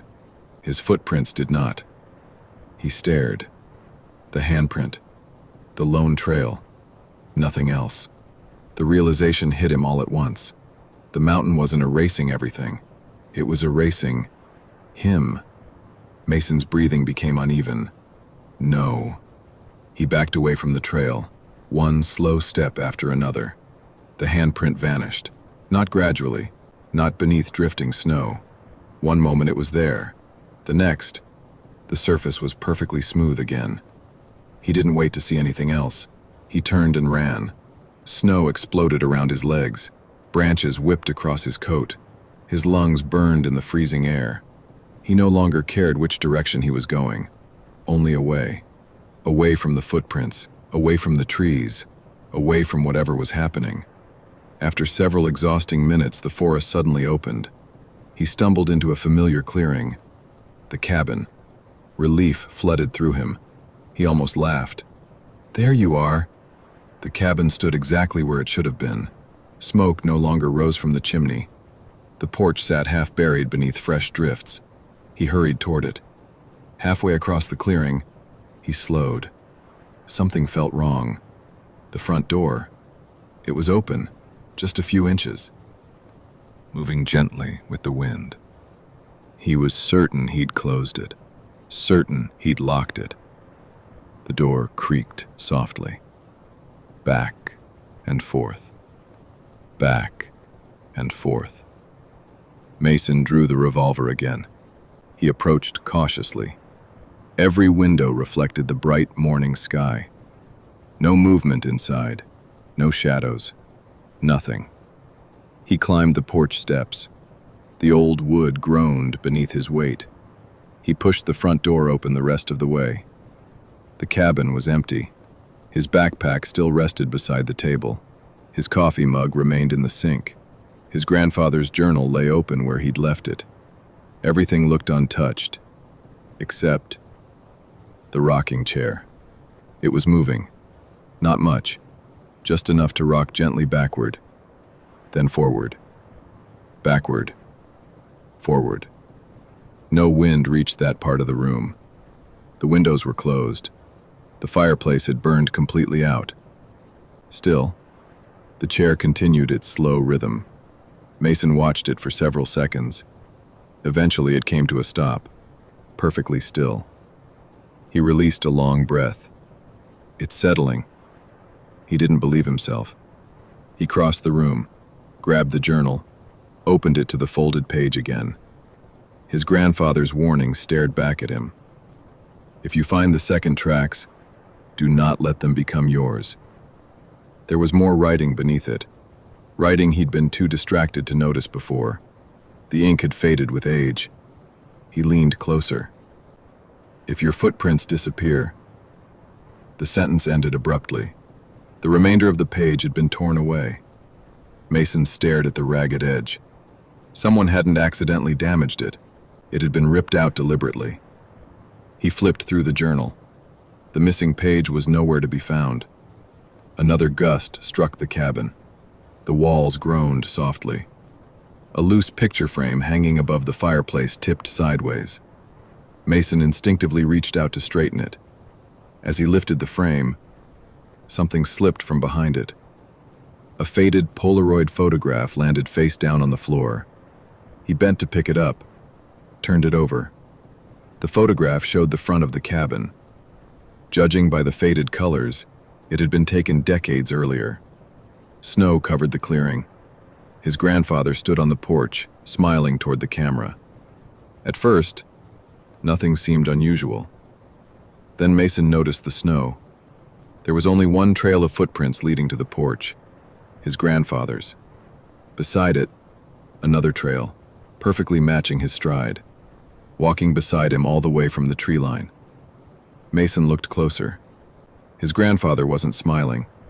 He was looking directly at the second trail, as if he'd already noticed it. Written across the white border at the bottom of the Polaroid, in his grandfather's handwriting, were 5 words.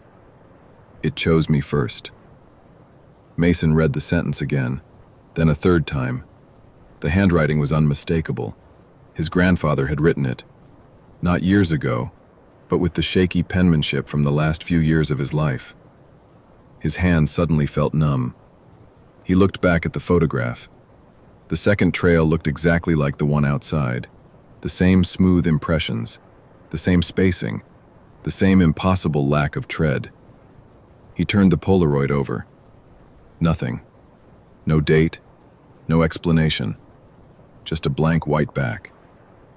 He hurried through the rest of the journal, page after page of weather notes, fishing records, cabin repairs, supply lists.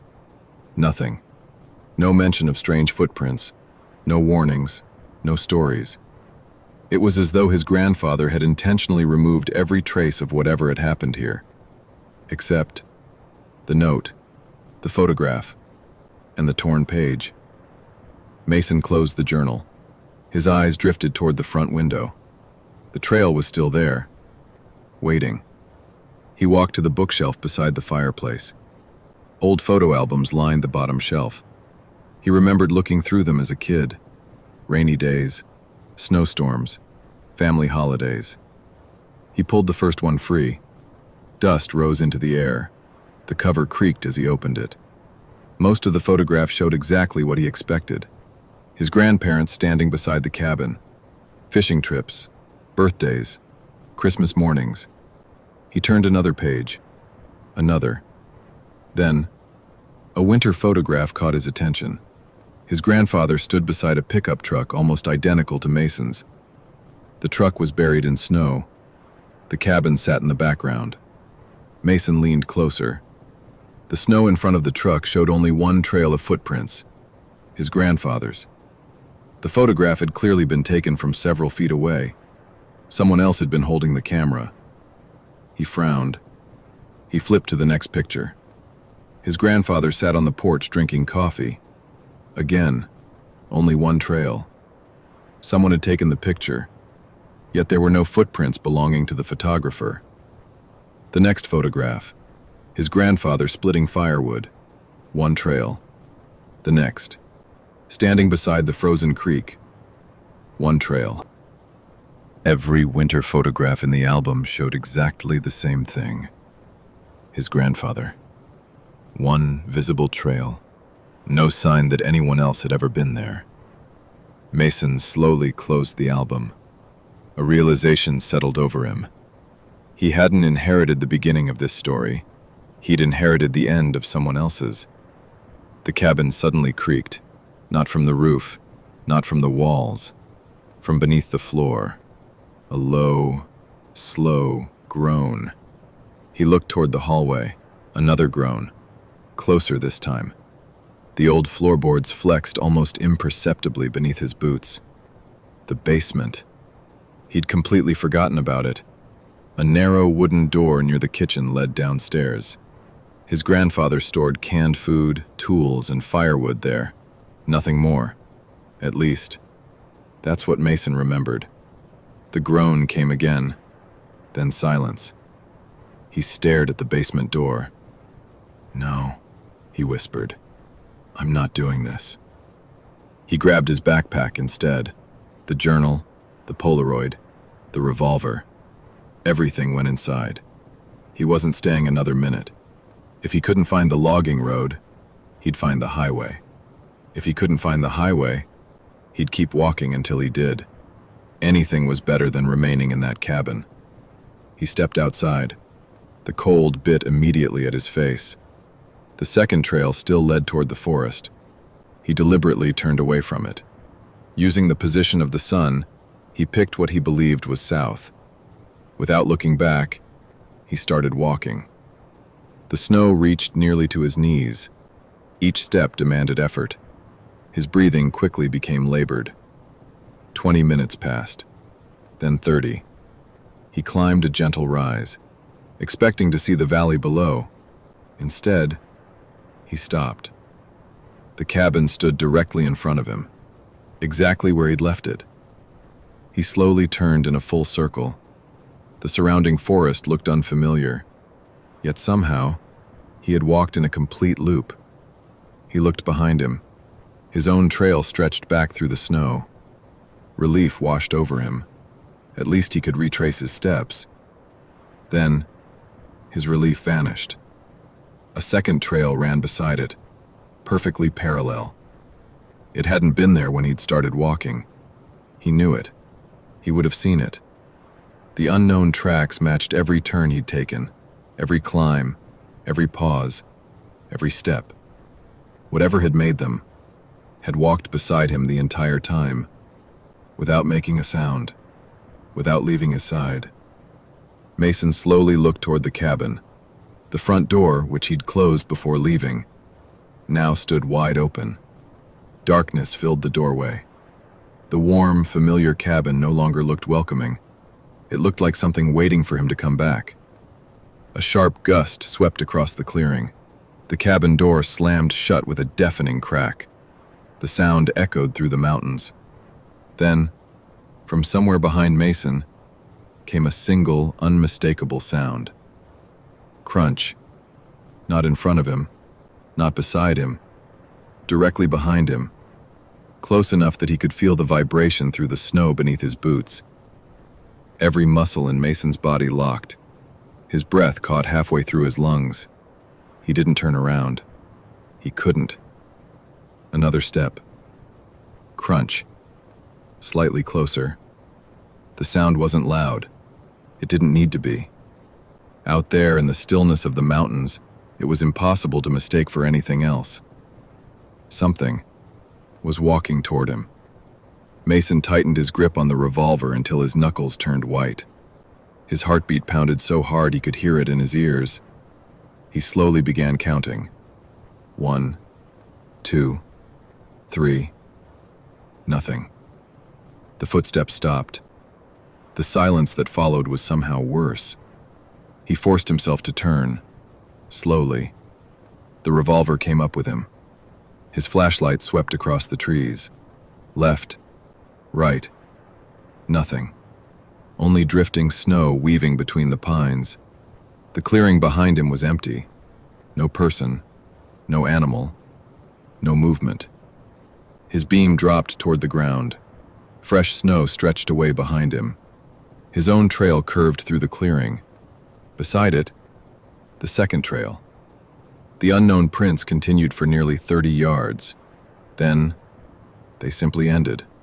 No turn, no struggle, no deeper impressions. Just the final pair.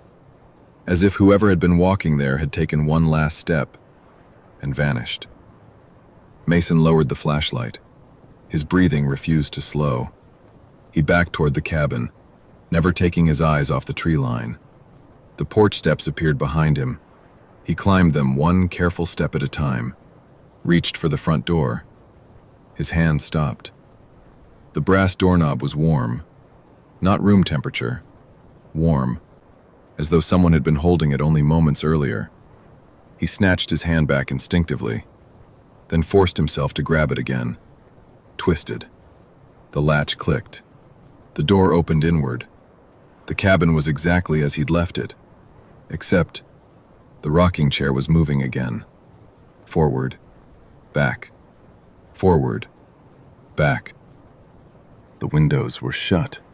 The fire had gone out. Yet the chair continued its slow rhythm. Mason watched it for several seconds.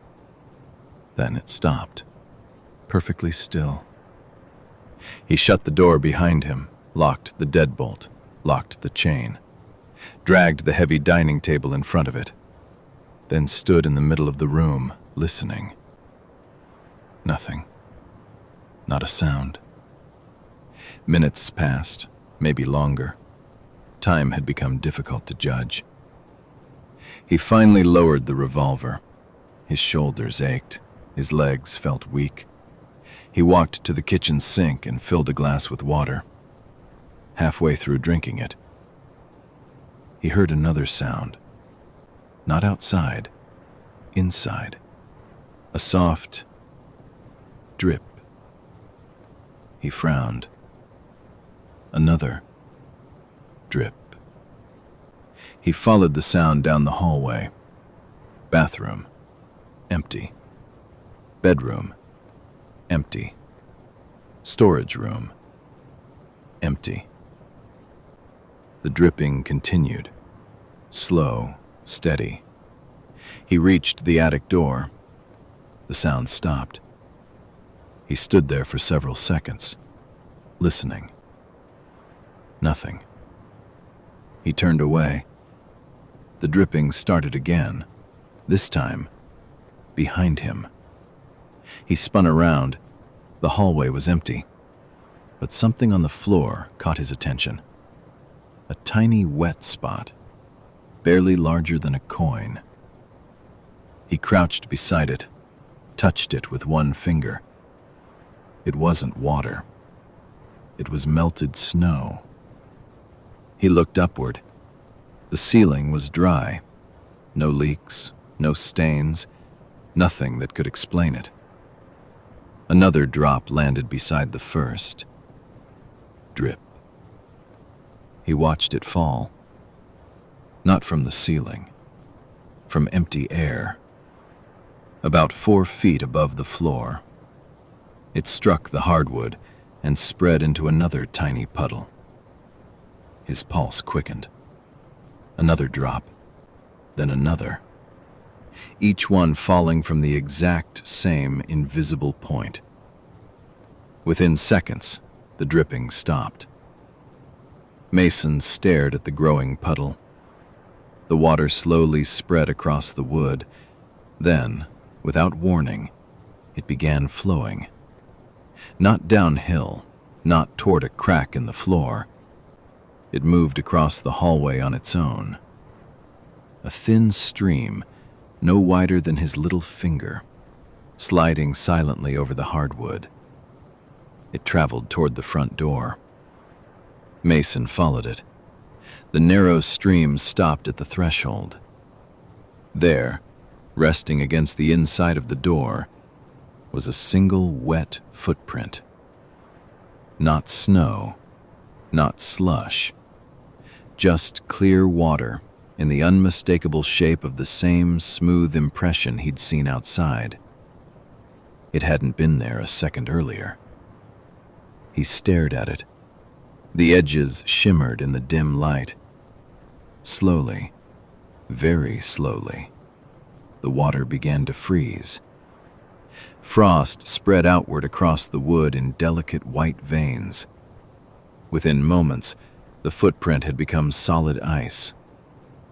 The temperature inside the cabin dropped so suddenly that Mason could see his breath again. Then, from somewhere just beyond the front door, came one final sound. Not a footstep, a whisper. So faint, he couldn't tell if he'd truly heard it. It sounded almost like a voice, almost like someone standing inches from the other side of the door. And it spoke only 2 words. "Come outside." The words were barely audible, soft, almost gentle. Mason didn't move. He wasn't even certain he'd actually heard them. The cabin remained silent. The icy footprint at the front door glistened faintly in the firelight. He swallowed hard. No. His voice sounded strangely small. "I'm not going anywhere." Nothing answered. The silence stretched on until it became almost unbearable. Slowly, the warmth returned to the room. The frost surrounding the footprint began melting. Within minutes, only a small puddle remained. Mason stared at it for several more seconds before finally stepping backward. Whatever had whispered, it wanted him outside. That alone was enough reason to stay exactly where he was. He walked back into the living room. The revolver never left his hand. Every lamp in the cabin remained lit. Every curtain stayed closed. He pulled another chair beneath the front doorknob, then another beneath the back door. It wouldn't stop anyone determined to get inside, but it made him feel like he was doing something. Anything. He sat on the couch. The journal rested on the coffee table. His grandfather's warning replayed in his mind. If you find the second tracks, do not let them become yours. He read the sentence over and over. Something about it bothered him. Not the warning, the wording. Become yours. What did that even mean? Footprints didn't belong to anyone. They were just marks left behind. Unless his grandfather hadn't been talking about the tracks. Unless he'd been talking about the person making them. The realization sent another chill through him. He grabbed the journal again. This time, he inspected the torn page more carefully. The jagged edge wasn't random.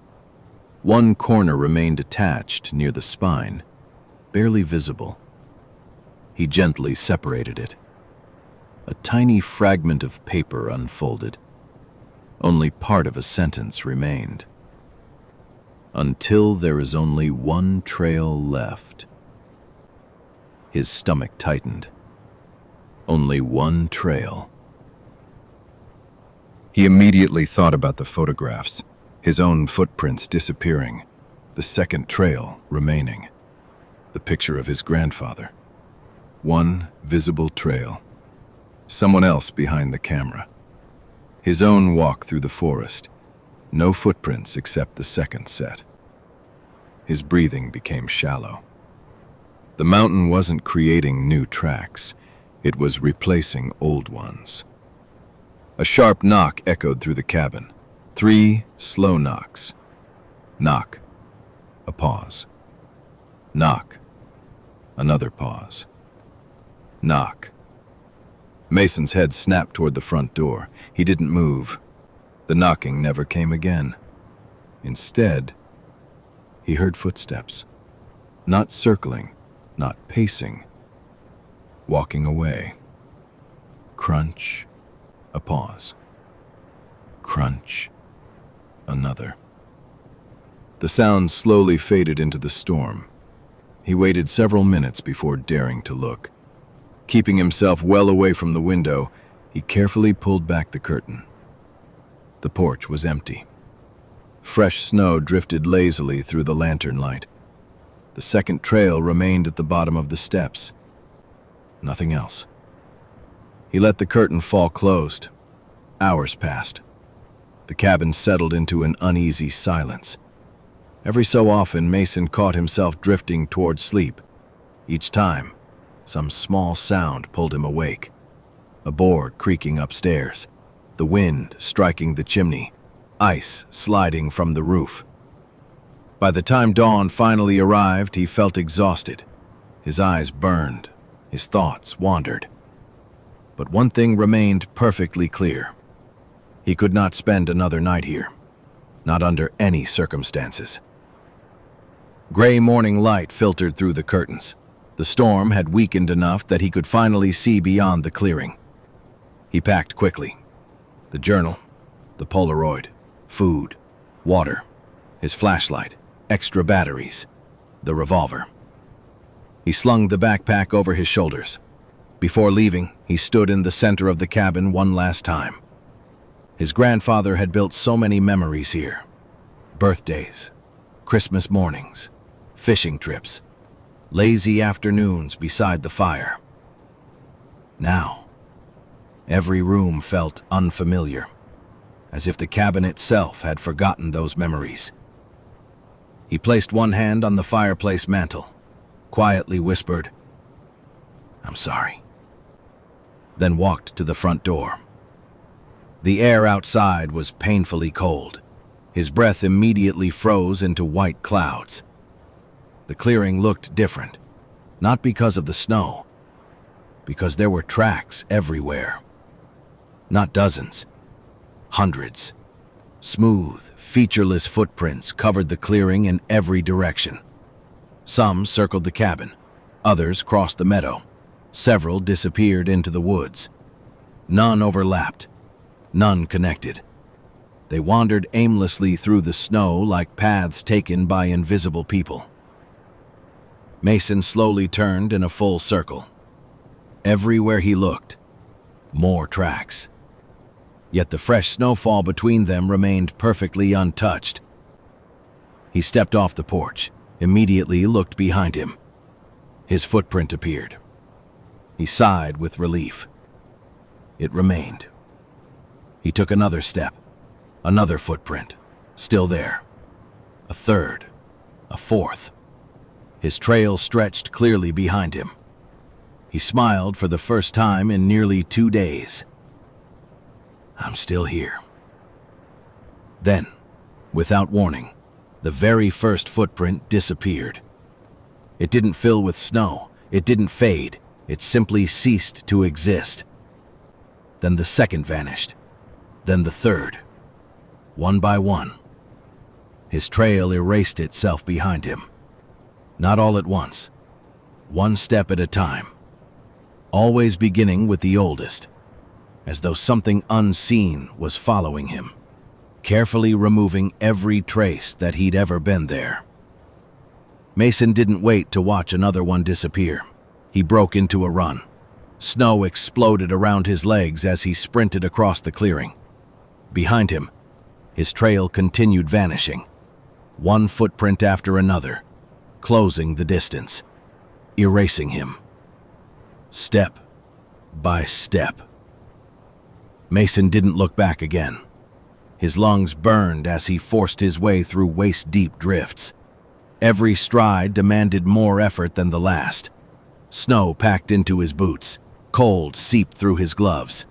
The backpack bounced violently against his shoulders. He kept running. The forest swallowed him within seconds.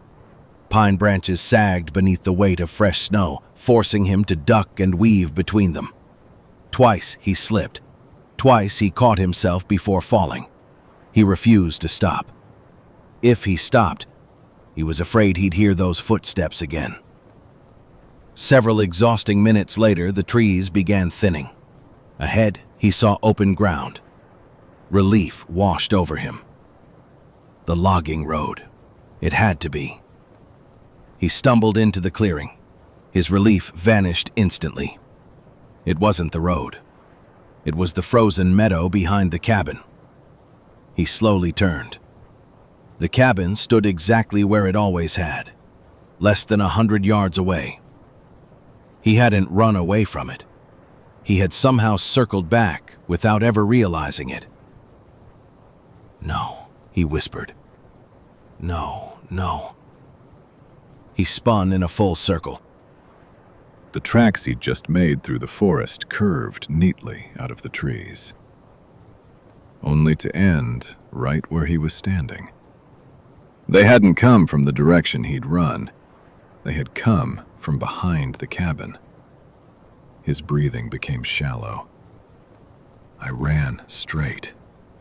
He knew he had. He'd never turned, not once. Yet somehow, the mountain disagreed. A low rumble echoed through the valley. Not thunder, something deeper. The sound rolled beneath the snow itself. Mason felt it through the soles of his boots. The trees remained perfectly still. The sky was clear. Nothing should have made that sound. Then it came again, a deep vibration beneath the earth. The frozen meadow trembled ever so slightly. Snow drifted from the branches overhead. Mason looked down. One of the smooth footprints nearest him had changed. It wasn't deeper, it wasn't larger. It was fresh. Fresh enough that loose snow still slid gently from its edges, as though it had been made only seconds ago. Another appeared, not 20 feet away. The snow compressed silently. There was no foot, no leg, no shadow. Only the unmistakable impression left behind. Mason watched in disbelief. A third footprint appeared, then a fourth, each one formed by itself. The trail advanced across the meadow, one step at a time, coming toward him. He backed away instinctively. The invisible trail continued. Every new impression appeared only after the last had settled. Crunch. The sound reached him a heartbeat after each print formed. Crunch. Another footprint. Another sound. Whatever was making them was walking directly toward him. Mason raised the revolver. His hands shook uncontrollably. "This is your last warning!" His voice echoed across the clearing. "I don't know who you are, but stay away from me!" The mountain offered no reply. Another footprint appeared, closer now. Another, closer still. He could judge the distance by the snow compressing beneath invisible weight. 30 feet, 25, 20. His finger tightened against the trigger. He couldn't see a target, only the footprints. Another impression formed. 15 feet. Mason fired. The gunshot exploded through the valley. Birds erupted from distant treetops. The echo rolled from mountain to mountain before finally fading. Silence returned. He stared at the spot where he'd fired. Nothing. No cry, no movement, no blood. Only drifting snow. Then, another footprint appeared, 12 feet away. The shot hadn't slowed it, hadn't changed anything. It kept coming. Crunch. 10 feet. Crunch. 8. Mason fired again, then again. 3 deafening shots echoed across the mountains. When the ringing finally left his ears, the next footprint appeared. 6 feet. His breathing became ragged. The revolver suddenly felt useless. Whatever this was, it wasn't something he could shoot. Without thinking, he turned and sprinted toward the cabin. The front porch seemed impossibly far away.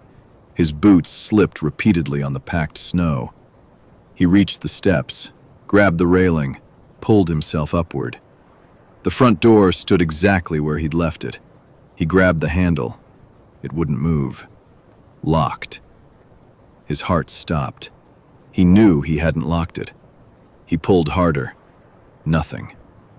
Behind him, another footprint appeared at the bottom step. Crunch. Mason slammed his shoulder against the door. The old frame shuddered. Still locked.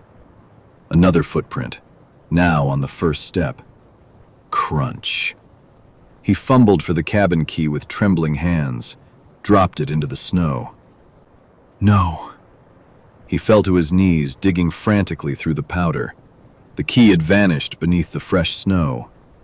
Another footprint appeared. Second step. Crunch. Mason's hands moved faster, throwing snow in every direction. His fingers struck metal. The key. He jammed it into the lock. Missed. Tried again. The key finally slid home. He twisted it. The latch clicked. He threw the door open and stumbled inside. The instant the door slammed shut behind him, everything became silent. No footsteps. No wind.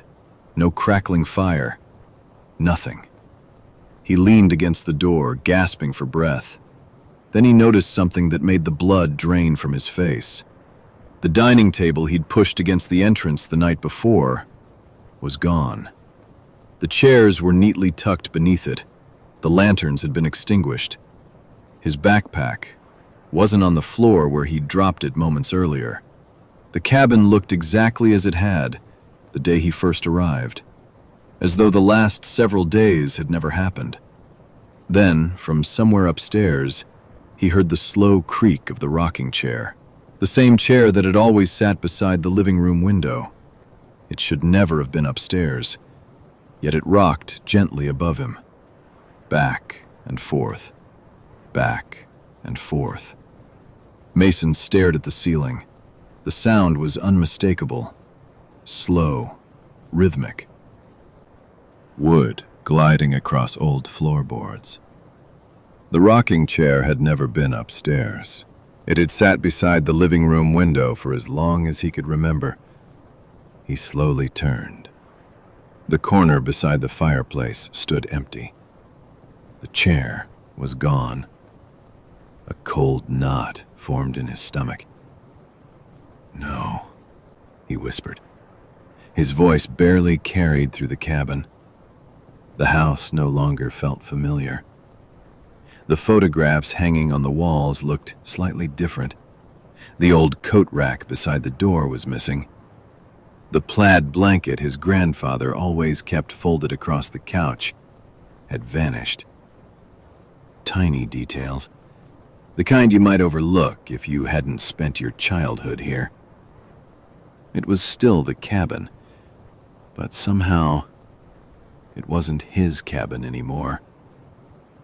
The rocking continued, back and forth, back and forth. It stopped. The silence that followed lasted only a heartbeat. Then, a floorboard creaked. One step. Directly above him. Another. Whoever, or whatever, had been sitting in the chair was standing now. Mason slowly raised the revolver. He had only one round left. He remembered firing the others outside. The weight of the gun suddenly felt meaningless. Another step crossed the upstairs hallway. The sound was slow, measured, never hurried. Just like the footsteps in the snow. They reached the top of the staircase. Stopped. Mason looked toward the stairs. The hallway above was dark. He couldn't see beyond the first few steps. Nothing appeared. No shadow, no movement, only darkness. He waited. 30 seconds. A minute. Nothing. Then, the first stair creaked. Someone had stepped onto it. The second stair. Another creak. The third. Mason's mouth went dry. He still couldn't see anyone. Only the sound of weight settling onto old wood. Step. Pause. Step. Pause. Each one brought the unseen presence closer. Halfway down the staircase, the footsteps stopped. The silence returned. Mason didn't dare blink. Then he noticed something. On the fifth stair, a single wet footprint. It hadn't been there a moment ago. Water glistened against the old wood. Another appeared on the sixth step, then another. Each one forming exactly where the invisible footsteps should have landed. The prints continued downward, one stair at a time, until they reached the bottom. The final wet footprint rested on the hardwood floor, only 15 feet away. Nothing stood above it. Nothing cast a shadow. But Mason knew whatever had walked down those stairs was now standing in the room with him. Every instinct screamed at him to run. Instead, he slowly backed away. One careful step, then another. His heel struck the kitchen table. He stopped. The wet footprint remained motionless. Seconds passed. Then, a second wet print appeared. One step closer. Another. Closer still. Not fast. Never fast. As though it already knew there was nowhere for him to go. Mason's breathing became ragged. The revolver trembled in his hands. The next footprint appeared, 10 feet away. Another. 8. He squeezed the trigger. The final shot exploded through the cabin. The muzzle flash briefly illuminated the room. For the smallest fraction of a second, he thought he saw something. Not a face, not a body, only a distortion in the air, like heat rising from hot pavement. The bullet struck the wall behind it. The sound echoed through the empty cabin. When the smoke cleared, the wet footprints were gone. The room was empty. Silence. Mason stood frozen. Then, every window in the cabin shattered at once. Glass exploded inward. An Arctic wind roared through the house. Snow blasted into the living room from every direction. The front door burst open so violently it ripped the chain lock from the wall. Loose papers flew through the air. The journal, the Polaroid, family photographs. Everything lifted into the storm.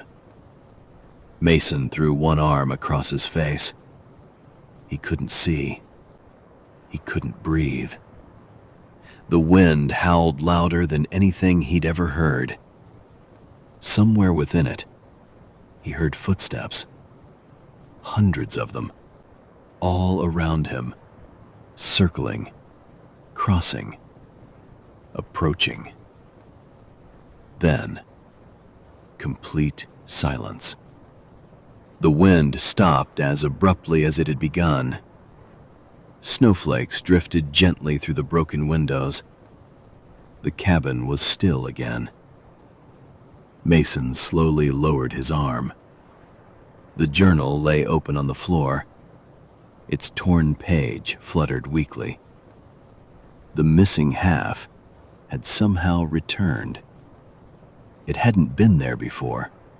He knew it hadn't. His hands shook as he picked it up. The paper was stained with age. The handwriting was unmistakably his grandfather's. It finished the warning. If you find the second tracks, do not let them become yours. Once your footprints begin to disappear, do not follow the trail. Do not answer the voice. And if the mountain remembers only one traveler.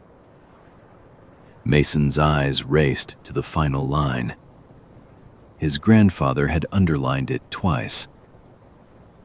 It is already too late. Mason felt the strength leave his legs. He slowly lowered himself into the old rocking chair. The paper remained clenched in his trembling hand. Too late. His grandfather hadn't written those words as a warning. He'd written them as a conclusion. Whatever had happened, whatever these footprints were, his grandfather had already lived through it. The only difference was, he'd somehow survived. Or at least, he'd survived long enough to leave the warning behind. Mason looked around the cabin. The silence no longer felt empty. It felt occupied, as though something was waiting patiently for him to understand. He looked down. A fresh footprint had appeared on the hardwood floor. Just one, directly in front of the fireplace. It hadn't melted. It hadn't frozen. It simply existed. He watched it for several seconds. Then another appeared, a few feet farther away, leading toward the front door. Another. A trail. The same smooth impressions, the same impossible spacing. The trail stopped at the threshold, nothing more. Mason's eyes slowly drifted upward. The front door stood wide open. Beyond it, the storm had completely passed. For the first time in days, the sky was clear. Golden afternoon sunlight reflected brilliantly across the untouched snow. The forest looked peaceful, inviting. He knew better. He folded the missing page carefully, placed it inside the journal, then slipped both into his backpack. The Polaroid followed. If anyone ever found the cabin, they needed to know. He zipped the bag shut, slung it over one shoulder, then stopped. If his grandfather had survived, how?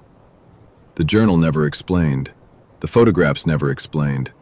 The warning ended with, "Too late." Nothing after that.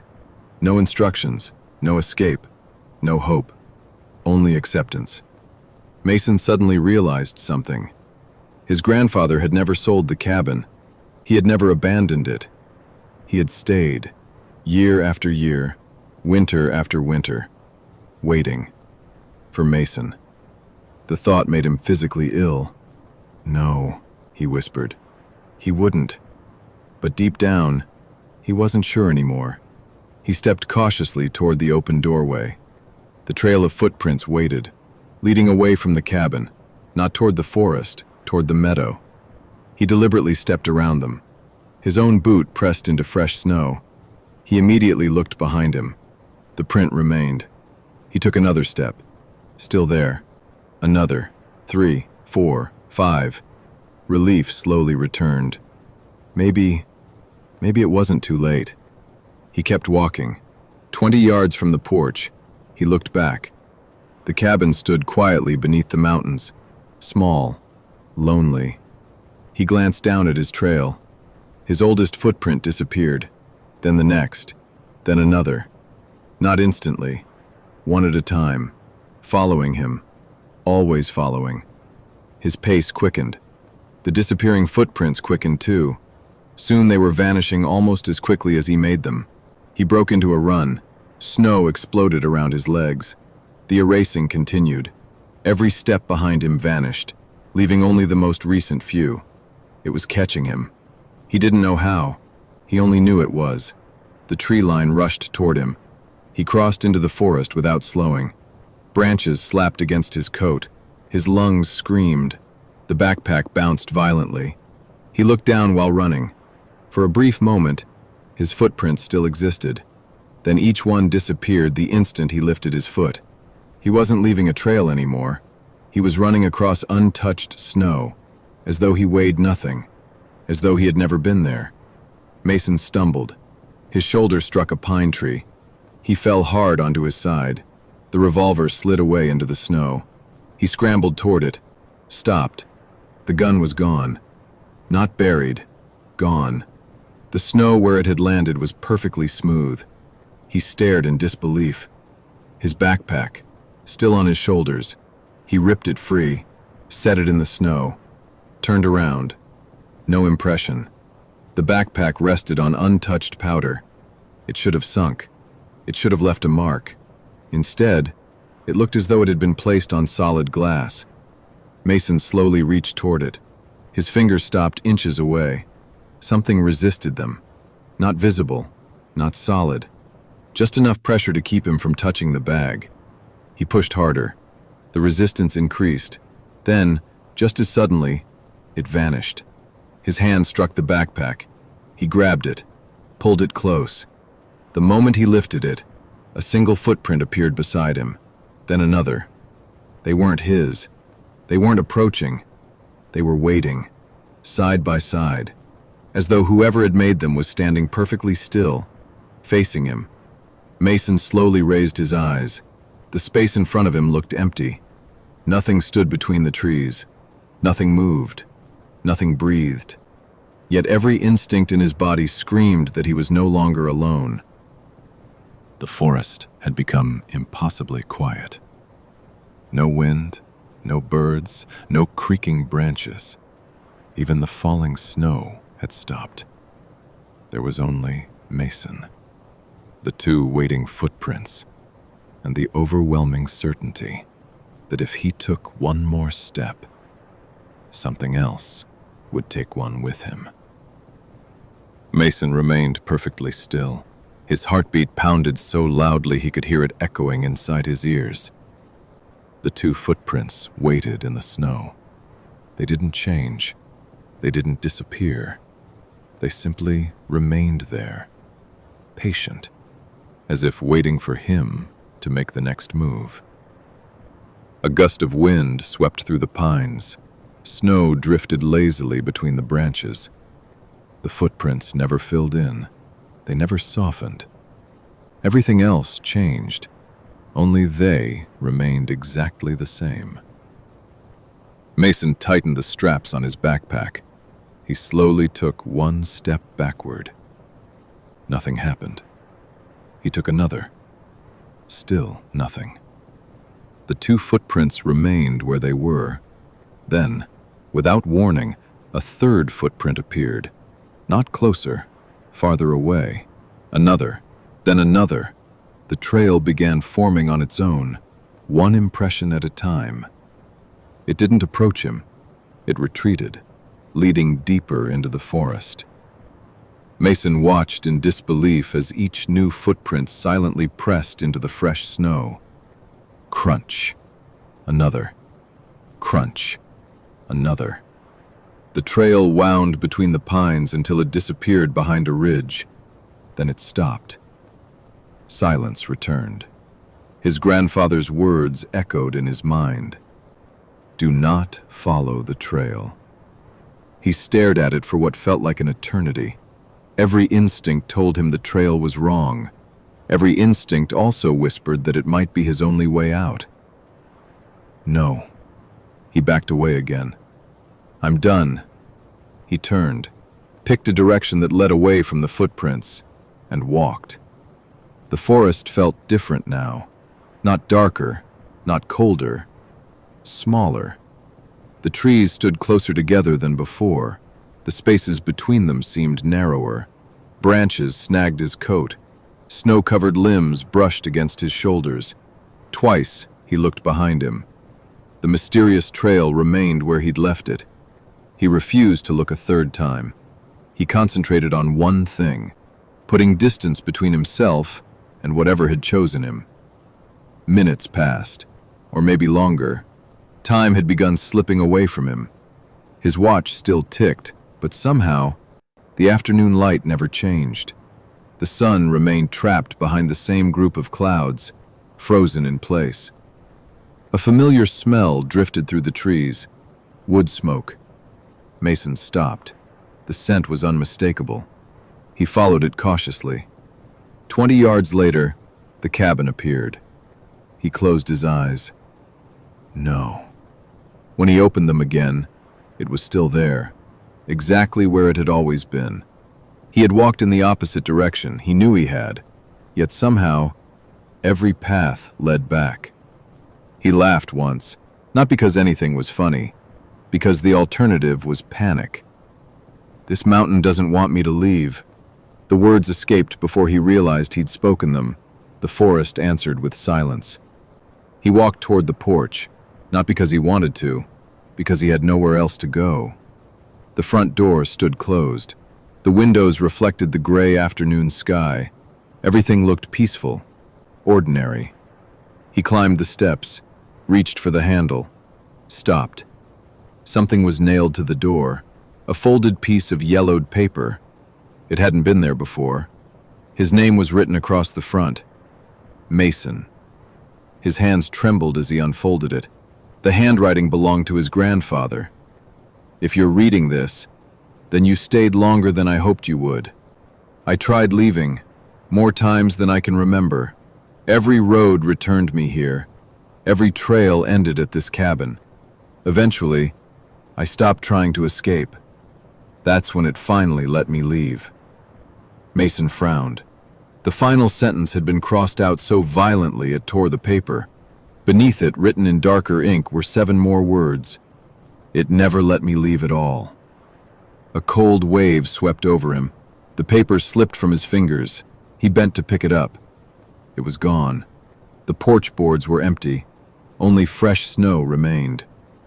He stepped inside. The cabin was warm. A fire burned brightly in the fireplace.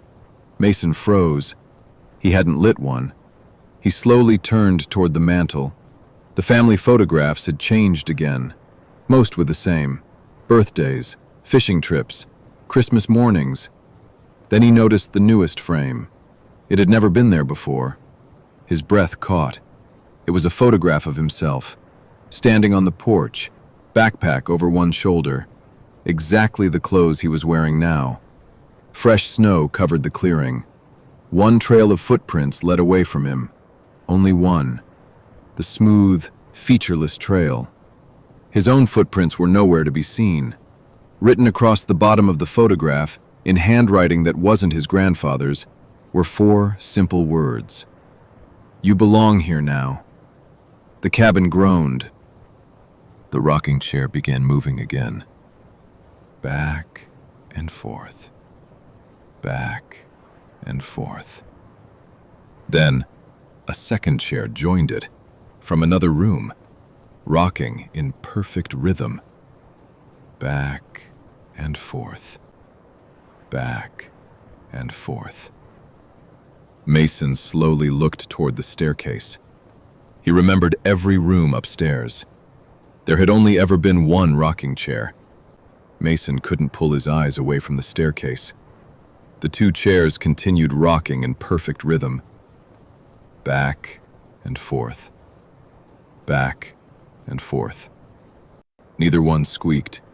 Neither one scraped across the floor. They moved with an unnatural smoothness, as if they weren't touching the wood at all. Then, one of them stopped.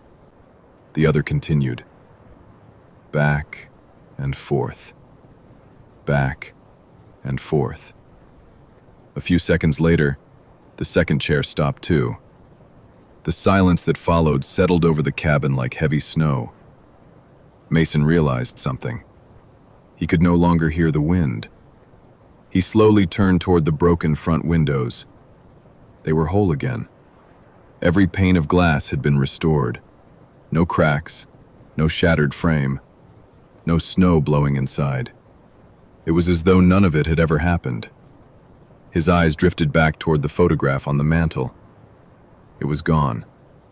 Only an old picture of his grandparents remained in its place. He rushed forward, pulled every frame from the mantel. Nothing. The photograph of himself had vanished. He looked around the room wildly. "I'm done," his voice cracked. "I'm leaving." No answer came. Not from upstairs, not from outside. Only the steady ticking of the mantel clock. Tick, tick, tick. Mason froze. The clock. It had stopped days ago. He slowly looked toward it.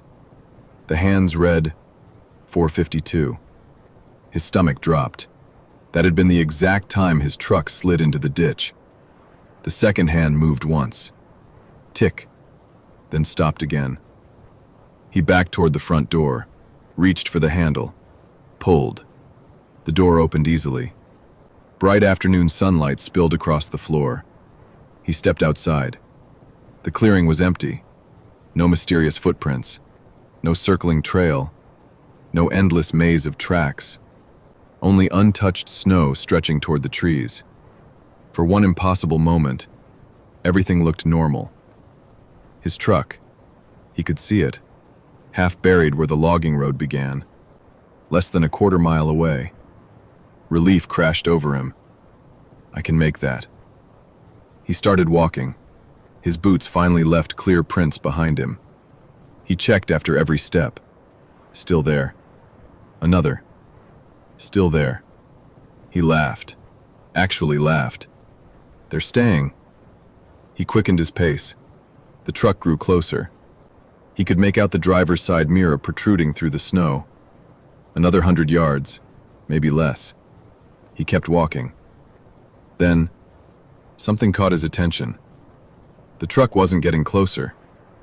He stopped, looked carefully. It stood exactly where it had before. The distance hadn't changed. He looked down. His footprints stretched behind him. A perfect straight line leading back toward the cabin. He looked ahead again. The truck remained exactly the same distance away. He began walking faster. 30 seconds. A minute. 2. Still. No closer. His breathing grew heavier. He broke into a jog. The truck never moved. He ran. Snow sprayed around his legs. The truck remained fixed in the distance like a photograph. He finally stopped, exhausted, bent over with his hands on his knees. When he looked back, the cabin was gone. Not hidden. Gone. Only forest surrounded him now. His trail led into the trees behind him. The cabin had simply ceased to exist. A knot formed in his stomach. He slowly turned in a full circle. The truck. Gone. The road. Gone. The meadow. Gone. Only endless pines. He was standing in a place that hadn't existed a moment earlier. A familiar voice drifted through the trees. Mason. He froze. The voice was old, calm, gentle. His grandfather. It came again. Mason. His chest tightened. He hadn't heard that voice since the funeral. It sounded exactly the same. Not distorted, not ghostly, just normal.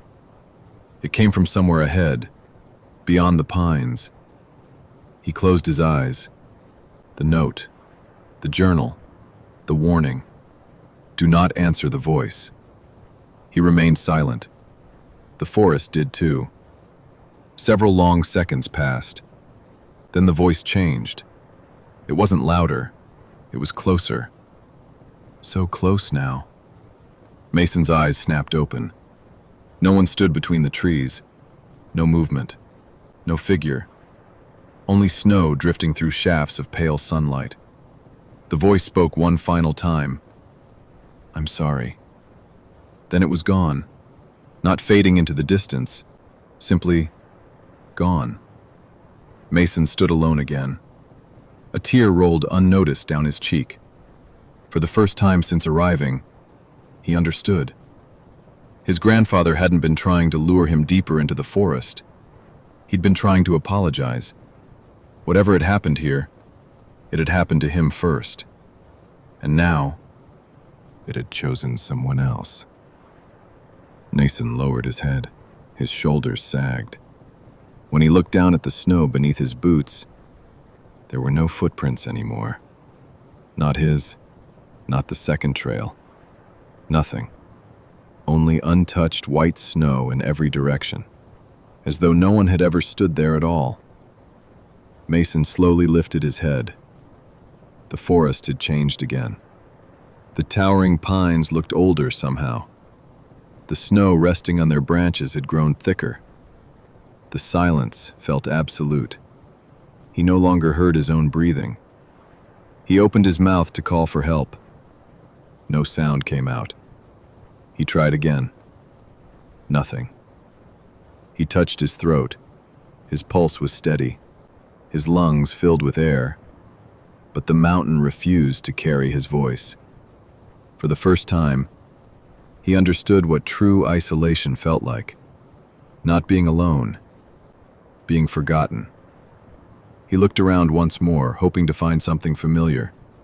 The cabin, the truck, the logging road. Anything. There was only forest. Endless, unmoving, beautiful. He took a careful step forward. The snow beneath his boot remained untouched. He looked down. Still nothing. Another step. Nothing. It wasn't that his footprints were disappearing anymore. They simply never existed. The mountain no longer remembered him at all. A strange calm settled over him. The panic that had driven him for days slowly faded. His thoughts became quieter. The fear remained, but it felt distant, like remembering someone else's nightmare. He reached into his pocket for the folded note from his grandfather. It wasn't there. He searched every pocket.